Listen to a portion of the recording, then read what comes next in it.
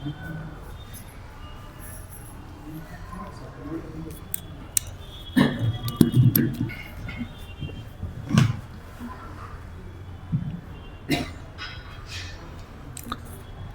ಗುರುಭ್ಯೋ ನಮಃ. ಹರಿ ಓಂ. ಜನ್ಮಾದ್ಯಸ್ಯ ಯತೋನ್ಮಯಾದಿತರತಶ್ಚಾರ್ಥೇಷ್ವಭಿಜ್ಞಸ್ವರಾಟ್ ತೇನೇ ಬ್ರಹ್ಮಹೃದಾಯಾದಿಕವಯೇ ಮುಹ್ಯಂತಿ ಯಂ ಸೂರಯಃ ತೇಜೋ ವಾರಿಮೃದಾಂ ಯಥಾ ವಿನಿಮಯೋ ಯತ್ರ ತ್ರಿಸರ್ಗೋ ಮೃಷಾ ಧಾಮ್ನಾ ಸ್ವೇನ ಸದಾ ನಿರಸ್ತಕುಹಕಂ ಸತ್ಯಂ ಪರಂ ಧೀಮಹಿ ಸೃಷ್ಟಿಸ್ಥಿತ್ಯಪ್ಯಯೇಹ ನಿಯತಿದೃಶಿತಮೋ ಬಂಧಮೋಕ್ಷಾಶ್ಚ ಯಸ್ಮಾತ್ ಅಸ್ಯ ಶ್ರೀ ಬ್ರಹ್ಮರುದ್ರ ಪ್ರಭೃತಿ ಸುರನರದ್ವೀಷ ಶತ್ರುತ್ಮಕಸ್ಯ ವಿಷ್ಣೋರ್ವ್ಯಸ್ತಾಃ ಸಮಸ್ತಾಃ ಸಕಲಗುಣನಿಧಿಃ ಸರ್ವದೋಷವ್ಯಪೇತಃ ಪೂರ್ಣಾನಂದೋ ವ್ಯಯೋ ಯೋ ಗುರುರಪಿ ಪರಮಃ ಚಿಂತಯೇತಂ ಮಹಾಂತಂ. ನಾರಾಯಣಂ ನಮಸ್ಕೃತ್ಯ ನರಂ ಚೈವ ನರೋತ್ತಮಂ ದೇವೀಂ ಸರಸ್ವತೀಂ ವ್ಯಾಸಂ ತತೋ ಜಯಮುದೀರಯೇತ್. ಯಂ ಪ್ರವ್ರಜन्तಮನುಪೇತಮಪೇತಕೃತ್ಯಂ ದ್ವೈಪಾಯನೋ ವಿರಹಕಾತರಾಜುಹಾವ ಪುತ್ರೇತಿ ತನ್ಮಯತಯಾ ತರವೋಪಿ ನೇದುಃ तं ಸರ್ವಭೂತಹೃದಯಂ ಮುನಿಮಾನತೋಸ್ಮಿ. ಅಭ್ರಮಂ ಭಂಗರಹಿತಂ ಅಜಡಂ ವಿಮಲಂ ಸದಾ ಆನಂದತೀರ್ಥಮತುಳಂ ಭಜೆ ತಾಪತ್ರಯಾಪಹಂ. ಮೂಕೋಪಿ ಯತ್ಪ್ರಸಾದೇನ ಮುಕುಂದಶಯನಾಯತೆ ರಾಜರಾಜಾಯತೆ ರಿಕ್ತೋ ರಾಘವೇಂದ್ರಂ ತಮಾಶ್ರಯೇ. ಆಪಾದಮೌಲಿಪರ್ಯಂತಂ ಗುರುಣಾಮಾಕೃತಿಂ ಸ್ಮರೇತ್ ತೇನ ವಿಘ್ನಾಃ ಪ್ರಣಶ್ಯಂತಿ ಸಿದ್ಧ್ಯಂತಿ ಚ ಮನೋರಥಾಃ. ಸ್ವಸ್ತ್ಯಸ್ತು ಅಶೇಷಸತಾಂ ಸನ್ಮಂಗಲಾನಿ ಭವಂತು. ಶ್ರೀ ಹರಿವಾಯು ಗುರುಗಳ ಚರಣಾರವಿಂದಗಳಲ್ಲಿ ಭಕ್ತಿಪೂರ್ವಕ ಪ್ರಣಾಮಗಳನ್ನು ಅರ್ಪಿಸಿ ಲಕ್ಷ್ಮೀ ವೆಂಕಟೇಶ ದೇವರ ವರಾಹ ದೇವರ ಸನ್ನಿಧಾನದಲ್ಲಿ ಶ್ರೀಮದ್ ಭಾಗವತ ಪ್ರವಚನ ಜ್ಞಾನಯಜ್ಞ ಪ್ರತಿ ವರ್ಷ ಪ್ರತಿ ಮಾಸ, ವರ್ಷ ಅಲ್ಲ ಪ್ರತಿ ಮಾಸದಂತೆ ಒಂದೊಂದು ಸ್ಕಂಧಗಳನ್ನು ಪ್ರವಚನ ನಡೀತಾ ಇದೆ. ಪ್ರವಚನ ಮಾಲಿಕೆ ನಡೆಸ್ತಾ ಬಂದಿದೆ. ಮೊದಲನೇ ಸ್ಕಂಧ ಪ್ರಾರಂಭ ಮಾಡಿದ್ದು, ಅದಾದ ಮೇಲೆ ಈಗ ಮತ್ತೆ ಏಕಾದಶ ಸ್ಕಂಧಕ್ಕೆ ಅಂತ ಬಂದಿದ್ದೇನೆ. ಏಕಾದಶ ಸ್ಕಂಧ ಶ್ರೀಮದ್ ಭಾಗವತ ಒಬ್ಬ ಜ್ಞಾನಿಗಳ ದೃಷ್ಟಿಯಲ್ಲಿ ರತ್ನಾನಾಂ ಉದಧಿಃ ಪಾತ್ರಂ ತೇಜಸಾಂ ಉಷ್ಣದೀಧಿತಿಃ ಏವಂ ಏಕಾದಶ ಸ್ಕಂಧಃ ವೇದಾಂತಾರ್ಥೈಕ ಸನ್ನಿಧಿಃ ಅಂತ. ರತ್ನಗಳಿಗೆಲ್ಲ ಖನಿ ಅದು ಸಾಗರ, ರತ್ನಾಕರ ಅಂತ ಹೆಸರು. ರತ್ನಾನಾಂ ಉದಧಿಃ ಪಾತ್ರಂ ತೇಜಸಾಂ ಉಷ್ಣದೀಧಿತಿಃ ಪಾತ್ರಂ. ತೇಜಸ್ವಿಗಳು ಯಾವುದೇ ಒಂದು ತೇಜೋಮಯವಾದದ್ದಿದೆ ಅಂತಾದರೆ ಆ ತೇಜಸ್ಸಿಗೆ ಕಿರಣಗಳಿಗೆ ಆಧಾರ ಖನಿ ಅಂದರೆ ಅದು ಸೂರ್ಯ. ಉಷ್ಣದೀಧಿತಿ ಅಂದರೆ ಸೂರ್ಯ, ಅವನೇ ಖನಿ. ಹಾಗೆ ವೇದಾಂತಾರ್ಥೈಕ ಸನ್ನಿಧಿ, ವೇದಾಂತ ತತ್ವಗಳಿಗೆಲ್ಲ ಖನಿ ಯಾವುದು ಅಂದರೆ ಶ್ರೀಮದ್ ಭಾಗವತದಲ್ಲಿ ಅದು 11ನೇ ಸ್ಕಂಧ ಅಂತ ಹೇಳಿದ್ದಾರೆ. ಹಾಗಾಗಿ ಭಾಗವತದ 11ನೇ ಸ್ಕಂಧವನ್ನು ಅನುಸಂಧಾನ ಮಾಡಿಬಿಟ್ರೆ ಸಮಗ್ರ ವೇದಾಂತದ ವಿಷಯಗಳು, ತತ್ವಗಳೆಲ್ಲ ನಮಗೆ ಅನುಸಂಧಾನಕ್ಕೆ ಬಂದಂತೆ ಅಂತ ಅಭಿಪ್ರಾಯ. ಎಲ್ಲದರ ಕೃತಿಗಳಲ್ಲಿಯೂ ಕೃತಿಕಾರರು ಒಂದು ಗೆರೆ ಹಾಕ್ತಾರೆ. ಸುಮಾರು ಪುಸ್ತಕಗಳನ್ನು ಅಧ್ಯಯನ ಮಾಡುವ ಅಧ್ಯಯನಶೀಲರಿಗೆ ಗೊತ್ತಿರ್ತದೆ. ಅವರೊಂದು ಗೆರೆ ಎಳೆದಿರ್ತಾರೆ. ಏನು ಗೆರೆ ಎಳೆದಿರ್ತಾರೆ ಅಂತ ತಿಳಿದುಕೊಳ್ಳೋದೊಂದು ವಿಶೇಷ. ಈ ಗ್ರಂಥ ನಾನು ಯಾರಿಗಾಗಿ ಬರೆದಿದ್ದೀನಿ, ಈ ಗ್ರಂಥದಲ್ಲಿ ಅವರಿಗೆ ಏನು ಬೇಕೋ ಅದನ್ನು ಮಾತ್ರ ಎಂದೂ ಬಿಡದೆ ಬರೆದಿದ್ದೀನಿ, ಅವರದನ್ನು ನೋಡಿಕೊಂಡು ತಿಳಿಲಿ ಅಂತ ಅಭಿಪ್ರಾಯ ಪಡ್ತಿರ್ತಾರೆ. ಒಂದು ಕಾದಂಬರಿ ಬರೆದಾಗಲೂ ಕಾದಂಬರಿಕಾರ ಇದನ್ನು ಸೂಚಿಸಿರ್ತಾನೆ. ಕಾದಂಬರಿ ಎಲ್ಲ ಓದಿದ ಮೇಲೆ ಅಥವಾ ಓದುವ ಮಧ್ಯದಲ್ಲಿ, ಓದುವ ಪ್ರಾರಂಭದಲ್ಲಿ ಕೆಲವರು ಅದನ್ನು ಹಾಕಿರ್ತಾರೆ. ಇದು ಇಂಥವ್ರನ್ನ ಒಳಗೊಂಡಿದೆ ಅಂತ ನಾವು ಕಂಡು ಹಿಡಿಬೋದು. ತುಂಬ ಅಧ್ಯಯನ ಮಾಡಿದವರಿಗೆ ಬೇಗ ಈ ವಿಷಯಗಳು ಅರ್ಥ ಆಗೇ ಆಗ್ತದೆ. ಹಾಗೆ ಭಾಗವತದ 12 ಸ್ಕಂದಗಳಲ್ಲಿ 11ನೇ ಸ್ಕಂದ ಅದು ವೇದವ್ಯಾಸರು ಹಾಕಿದ ಗೆರೆ ಅಂತ ಭಾವಿಸಬೇಕು. ಇನ್ನುಳಿದ ಎಲ್ಲ 11 ಸ್ಕಂದಗಳಿಗೆ ಈ ಸ್ಕಂದದಲ್ಲಿ ಒಂದಿಷ್ಟು ಅಪ್ಲಿಕೇಶನ್ಸನ್ನು ಹೇಳ್ತಾರೆ. ಇವತ್ತಿನ ಭಾಷೆಯಲ್ಲಿ ಅದನ್ನು ಅಪ್ಲಿಕೇಶನ್ ಅಂತ ಕರಿಬೋದು, ನಿಯಮಗಳು ಅಂತ ಹೇಳ್ಬೋದು.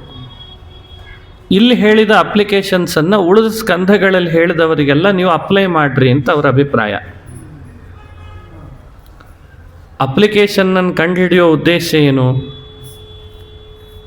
ಸುಮಾರು ಸಮಯ ತಗೊಳ್ಳುವ ಕೆಲಸ ಬಹಳ ಕಡಿಮೆ ಸಮಯದಲ್ಲಿ ಬಹಳಷ್ಟು ವ್ಯಕ್ತಿಗಳಿಂದ ಆಗುವಂತಹ ಕೆಲಸ ಕಡಿಮೆ ವ್ಯಕ್ತಿಗಳಿಂದ ಕಡಿಮೆ ಸಹಾಯ ಪಡೆದು ಮಾಡುವಂತಹ ವ್ಯವಸ್ಥೆ, ಇವುಗಳನ್ನೆಲ್ಲ ನಾವು ಅಪ್ಲಿಕೇಶನ್ನಿನ ಮೂಲಕವಾಗಿ ಬಗೆಹರಿಸ್ತೀವಿ ಈ ಸಮಸ್ಯೆಗಳನ್ನು.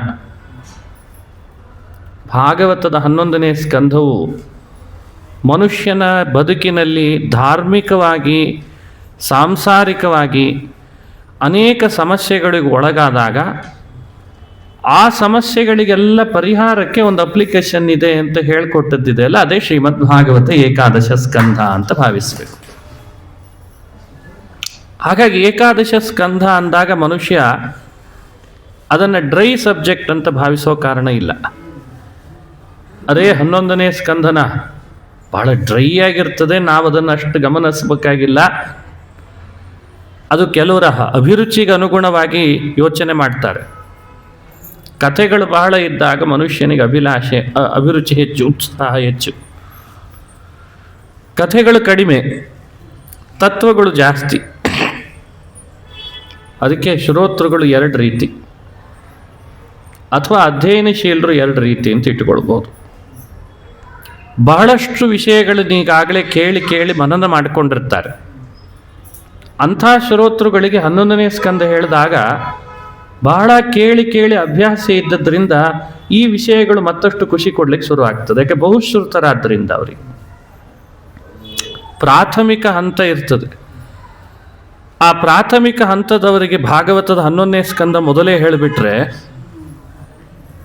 ಯಾಕೋ ಬೋರಿಂಗ್ ಸಬ್ಜೆಕ್ಟ್ ಅಂತ ಅದನ್ನು ಕ್ಲಾಸಿಗೆ ಅಟೆಂಡ್ ಆಗಲ್ಲ ಆತ ವಿದ್ಯಾರ್ಥಿ. ಇನ್ನು 2 ರೀತಿ ನಾನು ಅನುಸಂಧಾನ ಮಾಡಿರ್ತೀನಿ. ಇವತ್ತಿನ ಭಾಷೆಯಲ್ಲಿ ಒಂದು 4 ಮಾತು. ಕೆಲವು ಮಾಸ್ ಅಟ್ರಾಕ್ಷನ್, ಕೆಲವು ಕ್ಲಾಸ್ ಅಟ್ರಾಕ್ಷನ್ ಅಂತ ಹೇಳ್ತಿರ್ತೀನಿ. ಈಗ ಪ್ರವಚನಗಳನ್ನು ಸಾಮಾನ್ಯವಾಗಿ ಮಾಸ್ ಅಟ್ರಾಕ್ಷನ್ ಅಂತ ವ್ಯವಸ್ಥೆ, ಟಾರ್ಗೆಟ್ ಆಡಿಯನ್ಸ್ ಅಂತೆ. ಇಂತಿಷ್ಟು ಜನರನ್ನು ನಾನು ನನ್ನವರನ್ನಾಗಿ ಅಥವಾ ಅವರನ್ನು ನನ್ನೆಡೆಗೆ ಸೆಳೀಬೇಕು ಅಂತ ಆಲ್ರೆಡಿ ಮೊದಲೇ ಯೋಚನೆ ಮಾಡಿರ್ತೀವಿ. ಅವರು ಅಂಥದ್ದೇ ವ್ಯವಸ್ಥೆ, ಅಂಥದ್ದೇ ಮಾತು, ಅಂಥದ್ದೇ ಅಥವಾ ಅದಕ್ಕೆ ಹಾಸ್ಯ, ಅವುಗಳನ್ನೇ ಅದೇ ಥರದ ಪದಗಳಿಂದಲೇ ಲೋಕದಲ್ಲಿ ಹಾಗೆ ಮನ್ನಣೆಯನ್ನು ಗಳಿಸ್ತಾರೆ. ಅದಕ್ಕೆ ಬಹಳಷ್ಟು ವ್ಯೂಸು ನಾವು ಸಂಪಾದನೆ ಮಾಡಲಿಕ್ಕೆ ಅವಕಾಶ ಇದೆ. 11ನೇ ಸ್ಕಂದ ಅದು ಮಾಸ್ ಅಟ್ರಾಕ್ಷನ್ ಮಾಡೋ ಗ್ರಂಥ ಅಲ್ಲ, ಅದು ವಿಷಯ ಅಲ್ಲ. ಇದೇನಿದ್ರು ಕ್ಲಾಸ್ ಅಟ್ರಾಕ್ಷನ್. ಹಾಗಾಗಿ ಇದು ಕ್ಲಾಸಿಗೆ ಅಟೆಂಡ್ ಆಗಿ ನಾವು ಅನುಸಂಧಾನ ಮಾಡಬೇಕು. ಕೃಷ್ಣ ಭಗವದ್ಗೀತೆಯಲ್ಲಿ ಒಂದು ಮಾತು ಹೇಳ್ತಾನೆ, ಗೀತೆ ಯಾವತ್ತು ಮಾಸ್ ಅಟ್ರಾಕ್ಷನ್ ಅಲ್ಲಂಥದ್ದು, ಅದು ಕ್ಲಾಸ್ ಅಟ್ರಾಕ್ಷನ್. ಅದನ್ನು ಕೃಷ್ಣನೇ ಗೆರೆ ಎಳೆದು ತೋರಿಸಿದಾನೆ ಅರ್ಜುನನಿಗೆ ಹೇಳುವಾಗ. ಕೇಳ್ದ ಅರ್ಜುನ, ಎಷ್ಟು ವಿಷಯ ಹೇಳ್ತಿದ್ದೀವಿ ಯುದ್ಧ ಭೂಮಿಯಲ್ಲಿ ಕೃಷ್ಣ, ಇವೆಲ್ಲರೂ ಈ ವಿಷಯಗಳನ್ನು ತಿಳ್ಕೊಳ್ಬೇಕಾದ್ರೆ ಏನು ಮಾಡಬೇಕು? ನನಗೇನೋ ನೀನೇ ಸ್ವತಃ ನಿಂತು ಉಪದೇಶ ಮಾಡಿದಿ, ನಿನ್ನ ಕಣ್ಣು, ನಿನ್ನ ಭಾವ, ಹಾವಭಾವ ನನಗೆ ಅರ್ಥ ಆಗ್ತದೆ. ಮುಂದಿನ ಜನ್ರೇಷನ್ನಿಗೆ ಹೇಗಿದ್ದು ತಿಳಿಬೇಕು, ಅವರು ಎಲ್ಲಿ ಹೋಗಿ ಇದನ್ನು ಕಲ್ತು ಬರಬೇಕು, ಈ ಯೋಚನೆ ಬಂತು. ತದ್ವಿಧಿ ಪ್ರಣಿಪಾತೇನ ಪರಿಪ್ರಶ್ನೇನ ಸೇವೆಯ ಉಪದೇಕ್ಷ್ಯಂತಿ ತೇ ಜ್ಞಾನಂ ಜ್ಞಾನಿನ ತತ್ವದರ್ಶಿನಃ ಅಂತ ಕೃಷ್ಣ ಗೀತೆಯಲ್ಲಿ ಹೇಳ್ದ. ಇದೆಲ್ಲ ಉಪದೇಕ್ಷ್ಯಂತಿ ತೇ ಜ್ಞಾನಂ ತದ್ವಿಧಿ ಪ್ರಣಿಪಾತೇನ, ಈ ಮಾತುಗಳೆಲ್ಲ ಕ್ಲಾಸಿಗೆ ಸಂಬಂಧಪಡೋದು, ಇದು ಮಾಸಿಗೆ ಸಂಬಂಧಪಡೋದಲ್ಲ. ನೀನು ಪದೇ ಪದೇ ಒಬ್ಬ ಗುರುಗಳನ್ನು ಉಪಸತ್ತಿ ಮಾಡಿ ಪರಿಪ್ರಶ್ನೇನ ಸೇವೆಯ ಸೇವಿಸಿ ಪ್ರಶ್ನಿಸು ಉಪದೇಕ್ಷ್ಯಂತಿ ತೇ ಜ್ಞಾನಂ, ಆ ತತ್ವದರ್ಶಿಗಳಾದ ಗುರುಗಳು ನಿನಗೋಸ್ಕರ ಅಂತ ನಿನ್ನ ಅರ್ಹತೆಗನುಗುಣ ಅದನ್ನು ಉಪದೇಶ ಮಾಡ್ತಾರೆ. ಆಗ ನೀನು ಜ್ಞಾನಿ ಆಗ್ತಿ. ನೀನು ಜ್ಞಾನಿ ಆದಾಗ ನನಗೆ ಬಹಳ ಪ್ರಿಯ ನೆನೆಸ್ತಿ ಅಂತಂದ ಕೃಷ್ಣ. ಪ್ರಿಯೋಯು ಜ್ಞಾನಿನೋ, ಭಗವಂತನಿಗೆ ಅತಿ ಪ್ರಿಯರಾದವರು ಜ್ಞಾನಿಗಳು. ಜ್ಞಾನಿ ಅಂತ ಆಗಬೇಕಾದ್ರೆ ಗುರುಗಳನ್ನು ಉಪಸ್ಥಿತಿ ಮಾಡಲೇಬೇಕಾಯಿತು. ಇದನ್ನೆಲ್ಲ ಭಗವದ್ಗೀತೆಯಲ್ಲಿ ಕೇಳ್ತೇವೆ. ಅದೇ ರೀತಿಯಾದ ಮಾತುಗಳನ್ನು 11ನೇ ಸ್ಕಂದದಲ್ಲಿ ಕೃಷ್ಣನ ಬಾಯಿಂದ ಉದ್ಧವನಿಗೆ ಹೇಳಿದ್ದನ್ನು ಕೇಳ್ತೇವೆ. ಹಾಗಾಗಿ ಭಾಗವತದ 11ನೇ ಸ್ಕಂದದ ಆ ಉದ್ಧವ ಗೀತೆಯ ಪ್ರಸಂಗ, ಅದು ಗೀತೆಯಲ್ಲೇ ಇರುವಂಥ ವಿಷಯಗಳನ್ನು ಮತ್ತೊಂದು ಅರ್ಥದಲ್ಲಿ ಸ್ಪಷ್ಟೀಕರಣ ಕೊಟ್ಟಂತೆ ನಮಗೆ ಕಂಡು ಬರ್ತದೆ. ಹಾಗಾಗಿ 11ನೇ ಸ್ಕಂದ ಅಂದರೆ ಅದು ಭಗವದ್ಗೀತೆಯ ಮತ್ತೊಂದು ಅರ್ಥದ ವಿವರಣೆ ಅಂತ ನಾವು ಅನುಸಂಧಾನ ಮಾಡಬೇಕು. ಗೀತೆಯನ್ನು ಸಾಮಾನ್ಯ ಎಲ್ಲರೂ ಹೇಳಿದ್ದು ಡ್ರೈ ಸಬ್ಜೆಕ್ಟ್ ಅಂತ ಹೇಳಿ ಅಲ್ವೇ, ಅದಕ್ಕೆ ಅದನ್ನು ಉದಾಹರಣೆಯಾಗಿ ಸ್ಪಷ್ಟೀಕರಣ ಕೊಟ್ಟದ್ದು. ಇನ್ನು 11ನೇ ಸ್ಕಂದ ಶ್ರೀಮದ್ ಭಾಗವತ ಶುಕ ಮತ್ತು ಪರೀಕ್ಷಿತರ ಸಂವಾದದಲ್ಲಿ ಬರ್ತದೆ. ಸೂತ ಶೌನಕರ ಸಂವಾದದಲ್ಲಿ ಅದು ಮುಂದುವರೆದದ್ದನ್ನು ಕೇಳ್ತೇವೆ. ಶುಕಾಚಾರ್ಯರು ಪ್ರಾರಂಭದಲ್ಲಿ ಪರೀಕ್ಷಿತ್ ರಾಜನಿಗೆ ಉಪದೇಶ ಮಾಡುವಾಗ ಹಿಂದಿನ ಸ್ಕಂದದಲ್ಲಿ ಕೃಷ್ಣನ ಕಥೆಯನ್ನು ತಿಳಿಸ್ತಾ ಬಂದಿದ್ರು. ಹಾಗಾಗಿ ಈ ಎಪಿಸೋಡ್ ಪ್ರಾರಂಭ ಆಗುವಾಗ ಸ್ವಲ್ಪ ಹಿಂದೆ ಏನು ನಡೆದಿತ್ತು ಅಂತ ಗ್ಲಾನ್ಸ್ ಮಾಡಬೇಕಾಗ್ತದೆ. ಈ ಎಪಿಸೋಡ್ ಪ್ರಾರಂಭ ಮಾಡುವವರೆಲ್ಲ ಹಿಂದಿಂದೇನು ಅಂತ ನೋಡಿ ಪ್ರಾರಂಭ ಮಾಡ್ತಾರೆ. ಹಿಂದಿನ ಸ್ಕಂದದಲ್ಲಿ ಕೃಷ್ಣಾವತಾರವನ್ನು ಅನುಸಂಧಾನ ಮಾಡಿಸಿದ್ರು, ಬಹಳ ಚೆನ್ನಾಗಿ ಅನುಸಂಧಾನ ಮಾಡಿಸಿದ್ರು ಪರೀಕ್ಷಿತ್ ರಾಜನಿಗೆ. ಅದು ತುಂಬ ಎಡಿಟೆಡ್ ವರ್ಷನ್ ಅಂತ ನಾನು ಹೇಳ್ತೀನಿ. ಕೃಷ್ಣ 100ಕ್ಕಿಂತಲೂ ಸ್ವಲ್ಪ ಹೆಚ್ಚು ವರ್ಷಗಳ ಕಾಲ ಭೂಮಿಯ ಮೇಲೆ ಕಣ್ಣಿಗೆ ಕಾಣುವ ಹಾಗಿದ್ದ. ಅಥೆಂಟಿಕ್ ಆಗಿ ಹೇಳ್ಬೋದು, ಡಾಕ್ಯುಮೆಂಟ್ ಮಾಡ್ಬೋದು ಕೃಷ್ಣನ ಬಗ್ಗೆ. ಇಷ್ಟು ವರ್ಷ ಕೃಷ್ಣ ಭೂಮಿಯಲ್ಲಿ ಕಣ್ಣಿಗೆ ಕಾಣುವ ಹಾಗಿದ್ದ ಅಂತ. ಈ ವಿಷಯವನ್ನು ಕುರಿತು ಕೃಷ್ಣನ ಯಾವತ್ತೂ ಎಲ್ಲ ಸಂಗತಿಗಳನ್ನು ಹೇಳ್ತೇನೆ ಅಂದರೆ ಅದು ಮನುಷ್ಯರ ಆಯುಷ್ಯ, ದೇವತೆಗಳ ಆಯುಷ್ಯ ಸಾಲ್ದಾಗ್ತದೆ. ಯಾಕಂದರೆ ಕೃಷ್ಣ ಅಂದರೆ ಏನು, ಭಗವತ್ಪಾದರ ದೃಷ್ಟಿಯಲ್ಲಿ ಇನ್ನಿತರ ಸಾಧನೆಗಳ ಅಪೂರ್ಣತೆಯನ್ನು ಪೂರ್ಣಗೊಳಿಸ್ಲಿಕ್ಕೆ ಬಂದ ಅವತಾರವನ್ನು ಕೃಷ್ಣ ಅಂತ ತಿಳಿಬೇಕಂತೆ. ಆ ಕಾರಣದಿಂದ ಕಲಿಯುಗದವರಿಗೆ ಶ್ರೀಕೃಷ್ಣಾರ್ಪಣಮಸ್ತು, ಶ್ರೀಕೃಷ್ಣನಿಗೆ ನಮಸ್ಕಾರ, ಕೃಷ್ಣನಿಗೆ ಅರ್ಪಿತ ಅಂತ ಎಲ್ಲ ವ್ಯವಸ್ಥೆಗಳು ಬಂದದ್ದು. ಇದು ಮತಕ್ಕೆ ಸಂಬಂಧಪಟ್ಟ ವಿಷಯ ಅಲ್ಲ. ಯಾವುದೋ ಒಂದು ಮತದವರು ಹೀಗೆ ನಡೆಸ್ಕೊಂಡು ಹೋಗ್ಲಿ ಅಂತನ್ನೋ ವಿಷಯ ಅಲ್ಲ. ದ್ವಾಪರದ 28ರ ದ್ವಾಪರದ ಪ್ರಾರಂಭದಲ್ಲಿ ಭಗವಂತ ಅವತರಿಸಲಿಲ್ಲ, ಮಧ್ಯದಲ್ಲೂ ಅವತರಿಸಲಿಲ್ಲ, ದ್ವಾಪರದ ಕೊನೆಯಲ್ಲಿ ಅವತಾರ ಮಾಡಿದ. ಪ್ರಾರಂಭದಲ್ಲಿ ಅವತರಿಸಿದ್ದಿದ್ರೆ ಮುಂದಿನ ದ್ವಾಪರದಲ್ಲಿದ್ದವರಿಗೆಲ್ಲ ಅವನ ಪ್ರಭಾವ ಹೆಚ್ಚು ಉಳಿತಿತ್ತು. ಸಮಸ್ಯೆ ಕೊರತೆಗಳೆಲ್ಲ ನಮ್ಮಂಥ 28ನೇ ಕಲಿಯುಗದವ್ರಿಗೆ ಜಾಸ್ತಿ ಆಗ್ತಿತ್ತು. ಇದು ಭಗವಂತನ ವಿಶೇಷತೆ, ಕೃಷ್ಣನ ಅವತಾರದ್ದು. ಅದಕ್ಕೆ 10ನೇ ಸ್ಕಂದದಲ್ಲಿ ಅದನ್ನು ಅಷ್ಟು ವಿಸ್ತಾರ ಮಾಡಿದರು. ಅಂದರೆ ಮುಂದೊಂದು ಯುಗ ಬರಲಿಕ್ಕಿದೆ, ಆಗಲೂ ಸಜ್ಜನರು ಇರ್ತಾರೆ, ಅವರಿಗೆಲ್ಲ ಸಾಧನೆ ಆಗಬೇಕು, ಸನ್ಮಾರ್ಗದ ದರ್ಶನ ಆಗಬೇಕು. ಆ ಸನ್ಮಾರ್ಗ ದರ್ಶನ ಮಾಡಬೇಕಾದ್ರೆ ಸಾಮಾನ್ಯ ವ್ಯಕ್ತಿಗಳು ಮಾಡಿದರೆ ಸಾಲದು, ಪ್ರಭಾವಶಾಲಿಗಳೇ ಬರಬೇಕು. ಪ್ರಭಾವಶಾಲಿಗಳು ಬಂದಾಗಷ್ಟೇ ಪರಿವರ್ತನೆ ಹೆಚ್ಚು ಸಮಾಜಕ್ಕೆ ಆಗ್ತದೆ, ಹೆಚ್ಚು ಸಂಖ್ಯೆಯಲ್ಲಿ ಆಗ್ತದೆ. ಆ ಪ್ರಭಾವಶಾಲಿಗಳಾದವರು ಬಂದು ತಮ್ಮ ನಡೆನುಡಿಗಳಿಂದ ಸಮಾಜವನ್ನು ತಿದ್ದಬೇಕು. ಭಗವಂತ ಕೃಷ್ಣ ಶ್ರೀಹರಿ ಆಲೋಚನೆ ಮಾಡಿದ, ದ್ವಾಪರದ ಪ್ರಾರಂಭವೋ ಮಧ್ಯವೋ ನನ್ನ ಅವತಾರದ ಕಾಲ ಅಲ್ಲ, ಬೇಡ, ಸ್ವತಂತ್ರ ಕಾಲ ನಿಯಾಮಕ ಆತ. ನಾನು ದ್ವಾಪರದ ಅಂತ್ಯವನ್ನು ಆರಿಸ್ಕೊಳ್ತೇನೆ. ಲಾಭ ಎಲ್ಲ ಹೆಚ್ಚು ಯಾರಿಗೆ ಬರಬೇಕು? ನನ್ನ ಅವತಾರದ್ದು ಕಲಿಯುಗದವ್ರಿಗೆ ಬರಬೇಕು. ಹಾಗಾಗಿ ಕಲಿಯುಗದ ಸಜ್ಜನರು ನನ್ನ ಅವತಾರದ ಲಾಭವನ್ನು ಹೆಚ್ಚು ಪಡೀಲಿ ಅನ್ನೋ ಉದ್ದೇಶದಿಂದ, ಒಂದು, ನನ್ನ ಅವತಾರದಿಂದ ಆಗಬೇಕಾದದ್ದು ಏನೆಲ್ಲ ಪರಿವರ್ತನೆಗಳಿವೆ ಅದಕ್ಕೆ ಧಕ್ಕೆ ತರುವವರು ಯಾರೆಲ್ಲ ಇದ್ದಾರೆ, ಭೂಭಾರ ಅಂತ ಹೆಸರು ಅದಕ್ಕೆ. ಭಗವಂತನ ಅವತಾರದ ಮೂಲ ಉದ್ದೇಶ ಏನು? ಧರ್ಮ ಸಂಸ್ಥಾಪನಾರ್ಥಾಯ ಸಂಭವಾಮಿ ಯುಗೆ ಯುಗೆ. ಈ ಮಾತಿನಲ್ಲಿ ಬಹಳ ಅರ್ಥ ಇದೆ. ಧರ್ಮ ಸಂಸ್ಥಾಪನೆ ಅನ್ನೋ ಮಾತಿನಲ್ಲಿ ವಿವರಣೆ ಹೆಚ್ಚು ಕೊಡೋದಕ್ಕಿಂತ ನಿಮಗದು ಆಮೇಲೆ ತಾನಾಗೆ ಭಾಗವತದ 11ನೇ ಸ್ಕಂದ ನೋಡಿದಾಗ ಏನು ಕೃಷ್ಣ ಧರ್ಮ ಸ್ಥಾಪನೆ ಮಾಡಿದ ಅನ್ನೋದು ತಾನಾಗೆ ಮುಂದೆ ವೈಲ್ಡ್ ಆಗಿ ಅರ್ಥ ಮಾಡ್ಕೊಳ್ಳಿಕ್ಕೆ ಅವಕಾಶ ಇದೆ. ಆ ಧರ್ಮ ಸಂಸ್ಥಾಪನೆಗೆ ತೊಡಕೊಂದಿದೆ. ಒಂದು ಮರ ಬೆಳಿಲಿಕ್ಕೆ ಬಹಳಷ್ಟು ತೊಡಕುಗಳಿರ್ತವೆ. ಅದನ್ನು ನಾವು ನಿವಾರಿಸ್ಕೊಳ್ಳದೆ ಹೋದರೆ ಆ ಮರವನ್ನು ಬೆಳೆಸ್ಲಿಕ್ಕಾಗಲ್ಲ. ಆಮೇಲೆ ಅದು ಮತ್ತೆ ಹಣ್ಣು ಕೊಡೋದನ್ನು ನಾವು ಪಡಿಲಿಕ್ಕಾಗಲ್ಲ. ಹಾಗೆ ಧರ್ಮದ ವೃಕ್ಷವನ್ನು ಭೂಮಿಯಲ್ಲಿ ಬಿತ್ತಿ ಸಜ್ಜನರಿಗೆ ಅದರ ಎಲ್ಲ ಫಲದ ಅನುಭವವನ್ನು ಕೊಡಲಿಕ್ಕೋಸ್ಕರ ಶ್ರೀಕೃಷ್ಣ ಏನು ತೊಡಕುಗಳಿತ್ತೋ ಅದನ್ನೆಲ್ಲ ಪರಿಹಾರ ಮಾಡಿದ. ಅದೇ ಮಹಾಭಾರತದ ಯುದ್ಧ ಅಂತ ಭಾವಿಸ್ಬೇಕಂತೆ. ಯುದ್ಧ ಅಂದರೆ ಸ್ವಾರ್ಥ ಅಲ್ಲ, ಕೃಷ್ಣನ ಯುದ್ಧ.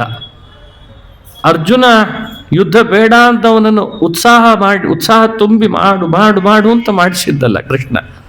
ಅದು ಸ್ವಾರ್ಥ ಅಲ್ಲ, ಅದು ಅಧಿಕಾರದ ಲಾಲಸೆ ಅಲ್ಲ, ಅದು ಯಾವುದೋ ಒಂದು ದುರುದ್ದೇಶದಿಂದ. ಎಂಪೈರ್ ಅಂತ ನಾವು ಇತಿಹಾಸ ಗ್ರಂಥಗಳನ್ನು ನೋಡ್ತೇವೆ.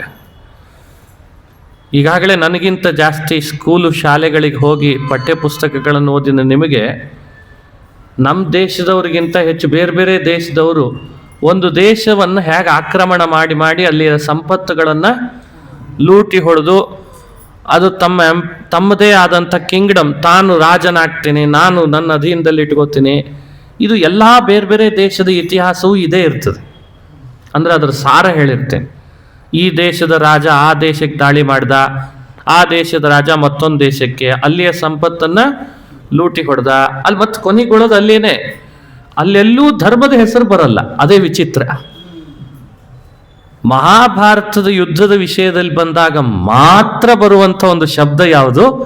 ಧರ್ಮ ಅಂತ ಅನ್ನೋ ಹೆಸರು ಬರ್ತದೆ. ಇದನ್ನು ಎಲ್ಲರೂ ಅಬ್ಸರ್ವ್ ಮಾಡಬೇಕು. ಅಂದರೆ ಭಗವಂತ ಯುದ್ಧ ನಡೆಸಿದ ಉದ್ದೇಶ ಅದು ಸ್ವಾರ್ಥ ಅಲ್ಲ, ದುರುದ್ದೇಶ ಅಲ್ಲ, ಅಲ್ಲಿ ಅಧಿಕಾರದ ಲಾಲಸೆ ಇಲ್ಲ, ಕೇವಲ ಅಲ್ಲಿ ಧರ್ಮದ ಸ್ಥಾಪನೆ. ಇದನ್ನು ಸ್ಪಷ್ಟಪಡಿಸ್ಲಿಕ್ಕೋಸ್ಕರ ಕೃಷ್ಣ ಇದರ ಮೂಲ ರೂವಾರಿ ಆದ್ರಿಂದ ಅವನ ಕ್ಯಾರೆಕ್ಟರನ್ನು ಎಲ್ಲ ಸಜ್ಜನರು ಚೆನ್ನಾಗಿ ಅರ್ಥಕೊಳ್ಳಿ. ಅವನು ಹೇಗೆ ಬೆಳೆದ, ಅವನ ಯೋಚನೆಗಳೇನಿತ್ತು, ಅವನ ವಿಶಾಲ ದೃಷ್ಟಿ ಎಷ್ಟು, ಅವನಿಗೆಲ್ಲಾದರೂ ಒಂದು ಕಡೆ ಕಂಸನ್ ಕೊಂದ ಮೇಲಾದರೂ ಅಧಿಕಾರ ಬೇಕು ಅಂತ ಆಸೆ ಬಂತ? ಆಸೆ ಎಲ್ಲಾದರೂ ಕೃಷ್ಣಪಟ್ಟಣ ಮಥುರಾ ಪಟ್ಟಣದ ಯಾದವರ ರಾಜಧಾನಿಯ ರಾಜ ನಾನಾಗಬೇಕು ಅಂತ ಆಸೆ ಪಟ್ನ? ಅಥವಾ ಈಗಾಗಲೇ ಯಾರು ರಾಜನಿದ್ದ ಉಗ್ರಸೇನ ಅವನಿಗೆ ಪುನಃ ಪಟ್ಟಗಟ್ಟಿದ? ಅವನು ಎಲ್ಲೂ ರಾಜನೇ ಆಗಲಿಲ್ಲ. ಆಗಬೇಕು ಅಂತ ಆಸೆ ಪಟ್ಟ ಅಂತ ಕಥೆಗಳಲ್ಲಿ ಬರಲಿಲ್ಲ.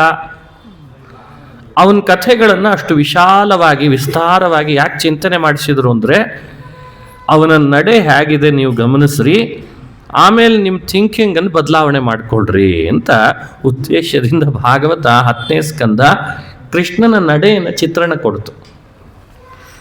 ಇಂಥ ಒಬ್ಬ ನಡೆ ಇರುವ ಪುರುಷ, ಇಷ್ಟು ಶೀಲವಂತ, ಇಂಥ ಔದಾರ್ಯವಂತ, ಇಷ್ಟು ದೂರ ದೃಷ್ಟಿ ಇರುವವನು, ವಿಶಾಲ ದೃಷ್ಟಿ, ಭಕ್ತವತ್ಸಲ, ಭಕ್ತಾಪರಾಧ ಸಹಿಷ್ಣು, ಇಂಥವನು ಉಪದೇಶ ಮಾಡ್ತಾನೆ ಅಂದರೆ ಆ ಉಪದೇಶಕ್ಕೆ ಯಾವತ್ತಿದ್ರೂ ಏನಿರ್ತದೆ?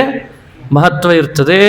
ಆ ಉಪದೇಶ ಎಲ್ರಿಗೂ ವಿಶ್ವಾಸಾರ್ಹ ಅಂತ ಆಗ್ತದೆ ಅಂತ ತಿಳಿಸ್ಲಿಕ್ಕೆ 10 ಆದ್ಮೇಲೆ 11ನೇ ಸ್ಕಂದದಲ್ಲಿ ಧರ್ಮೋಪದೇಶವನ್ನ ಮಾಡಿದ್ದಾರೆ ಅಂತ ಅನುಸಂಧಾನ ಮಾಡಬೇಕು. ವ್ಯಕ್ತಿ ಯಾರು ಅಂತ ತಿಳಿದೆ ವ್ಯಕ್ತಿ ರಚಿಸಿದ ಕೃತಿಗಳನ್ನು ಅಧ್ಯಯನ ಮಾಡಿದಾಗ ಅವನು ಒಳಗಿಡುವಂಥ ಮೋಸ ಮಾಡುವ ಭಾವನೆಗಳೆಲ್ಲ ಆ ಕೃತಿಗಳಲ್ಲಿ ಬೇರೆ ಬೇರೆ ರೀತಿಯಿಂದ ಸೇರ್ಕೊಂಡಿರ್ತದೆ. ಇದು ಸಹಜ. ತೆಗಿಯೋನು ಮನಸ್ಸಿನಲ್ಲಿ ಏನೆಲ್ಲ ಹುಳುಕುಗಳಿವೆ ಅದೆಲ್ಲ ಸೀರಿಯಲಲ್ಲಿ ಪ್ರತಿಬಿಂಬಿಸ್ತಾನ ಆತ. ಅವನ ಮಾತಿನಿಂದ, ಅವನು ತೆಗಿಯೋ ದೃಶ್ಯಗಳಿಂದ, ಅವನು ಕೂಡಿಸುವಂಥ ಸಂವಾದದಿಂದ ಅದೆಲ್ಲ ಆ ವ್ಯಕ್ತಿ ಏನು ಇರ್ತಾನೆ ಹಿನ್ನೆಲೆಯಲ್ಲಿ ಅದೆಲ್ಲ ಅಲ್ಲಿ ಬಿತ್ತಲಿಕ್ಕೆ ಶುರು ಆಗ್ತದೆ. ಇದು ಕಾಮನ್ ವ್ಯವಸ್ಥೆ ವಿಷಯ. ಇದನ್ನು ಹೆಚ್ಚು ವಿಸ್ತಾರ ಮಾಡಲ್ಲ ನಾನು. ಈ ದೃಷ್ಟಾಂತ ಹೆಚ್ಚು ವಿಸ್ತಾರ ಮಾಡಲ್ಲ. ಅದೇ ವ್ಯಕ್ತಿ ಒಬ್ಬ ಘನತೆವೆತ್ತ ವ್ಯಕ್ತಿ, ಸ್ವಲ್ಪ ಉದ್ದಿನ ಕಡ್ಡಿನ ಹೊರಗಾಗಿ,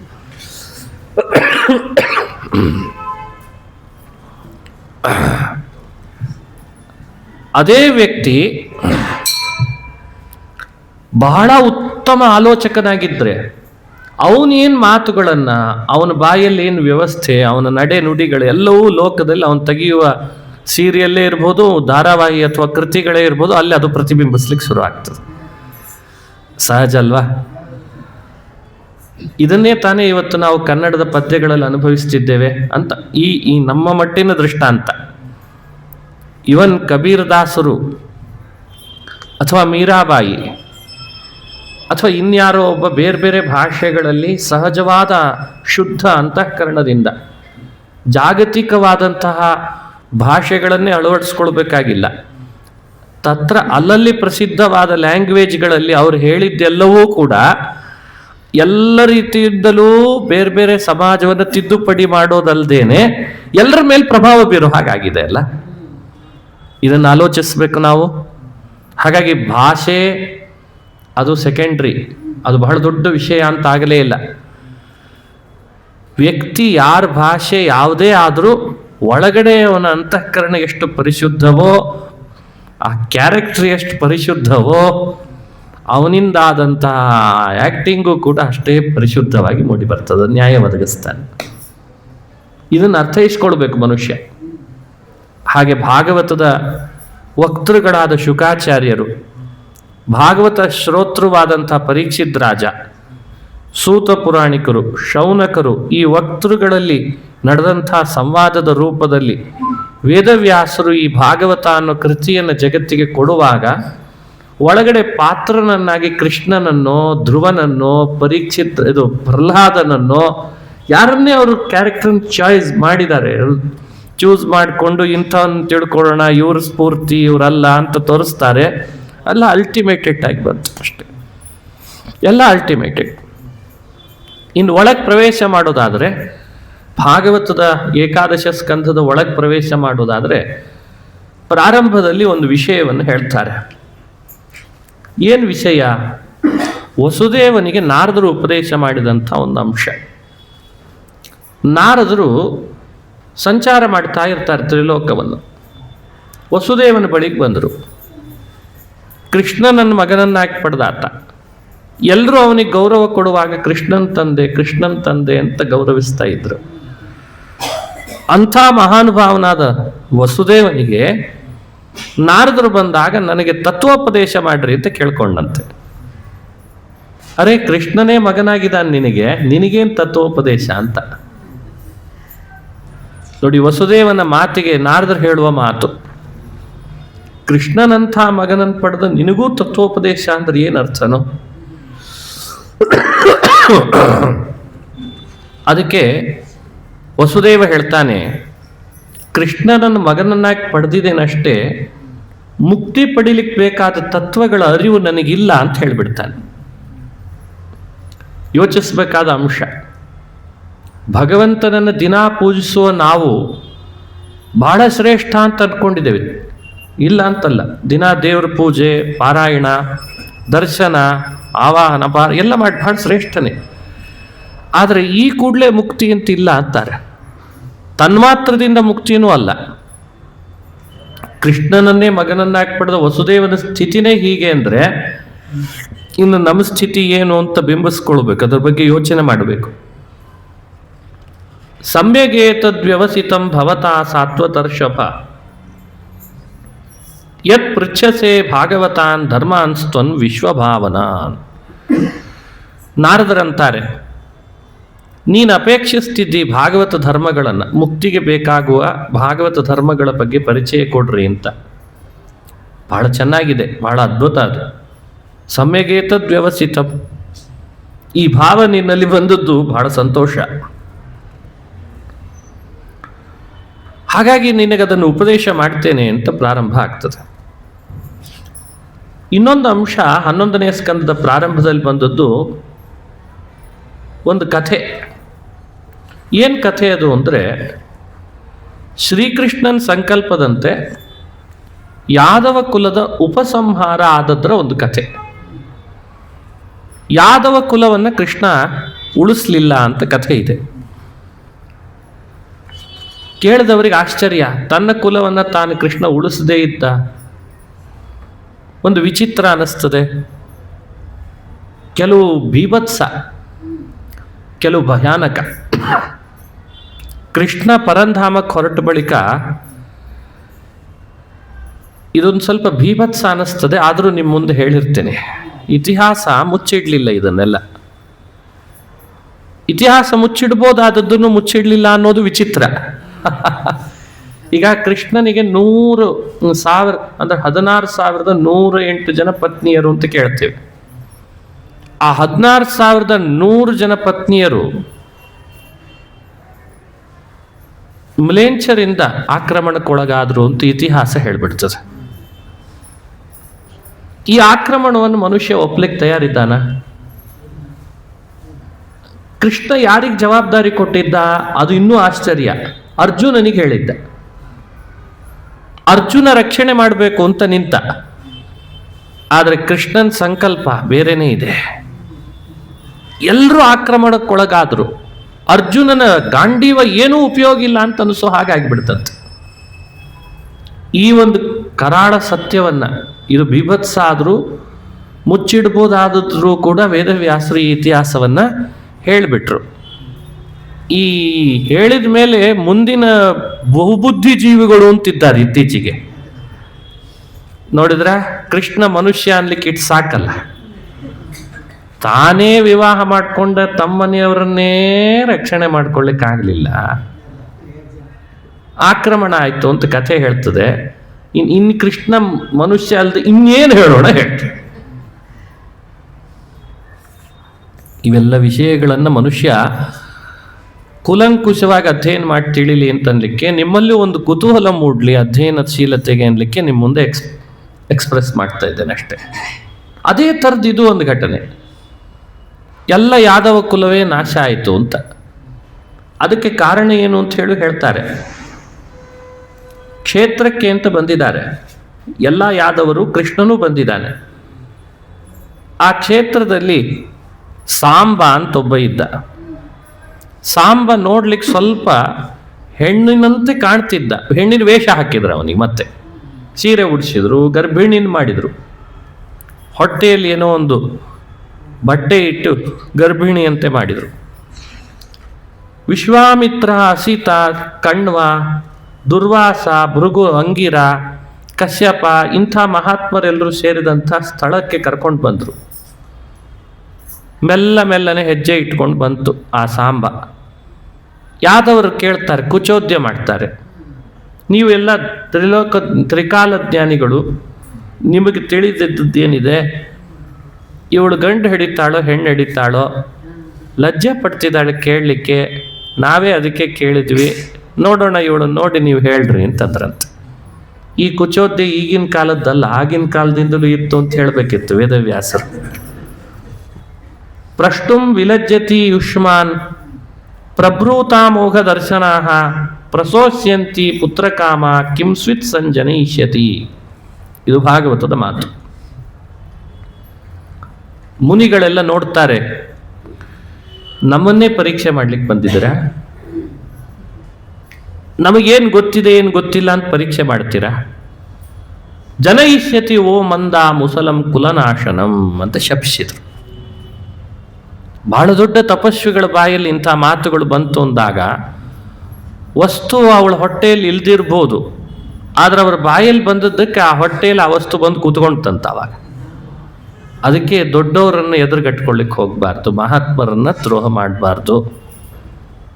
ಇದು ಮಹನ್ನಿಂದಾವರ್ಜನ, ಇವುಗಳನ್ನು ನಾವು ಸರಿಯಾಗಿ ಅರ್ಥ ಮಾಡಿಕೊಳ್ಳಿ ಅಂತ ತಿಳಿಸಿದರು.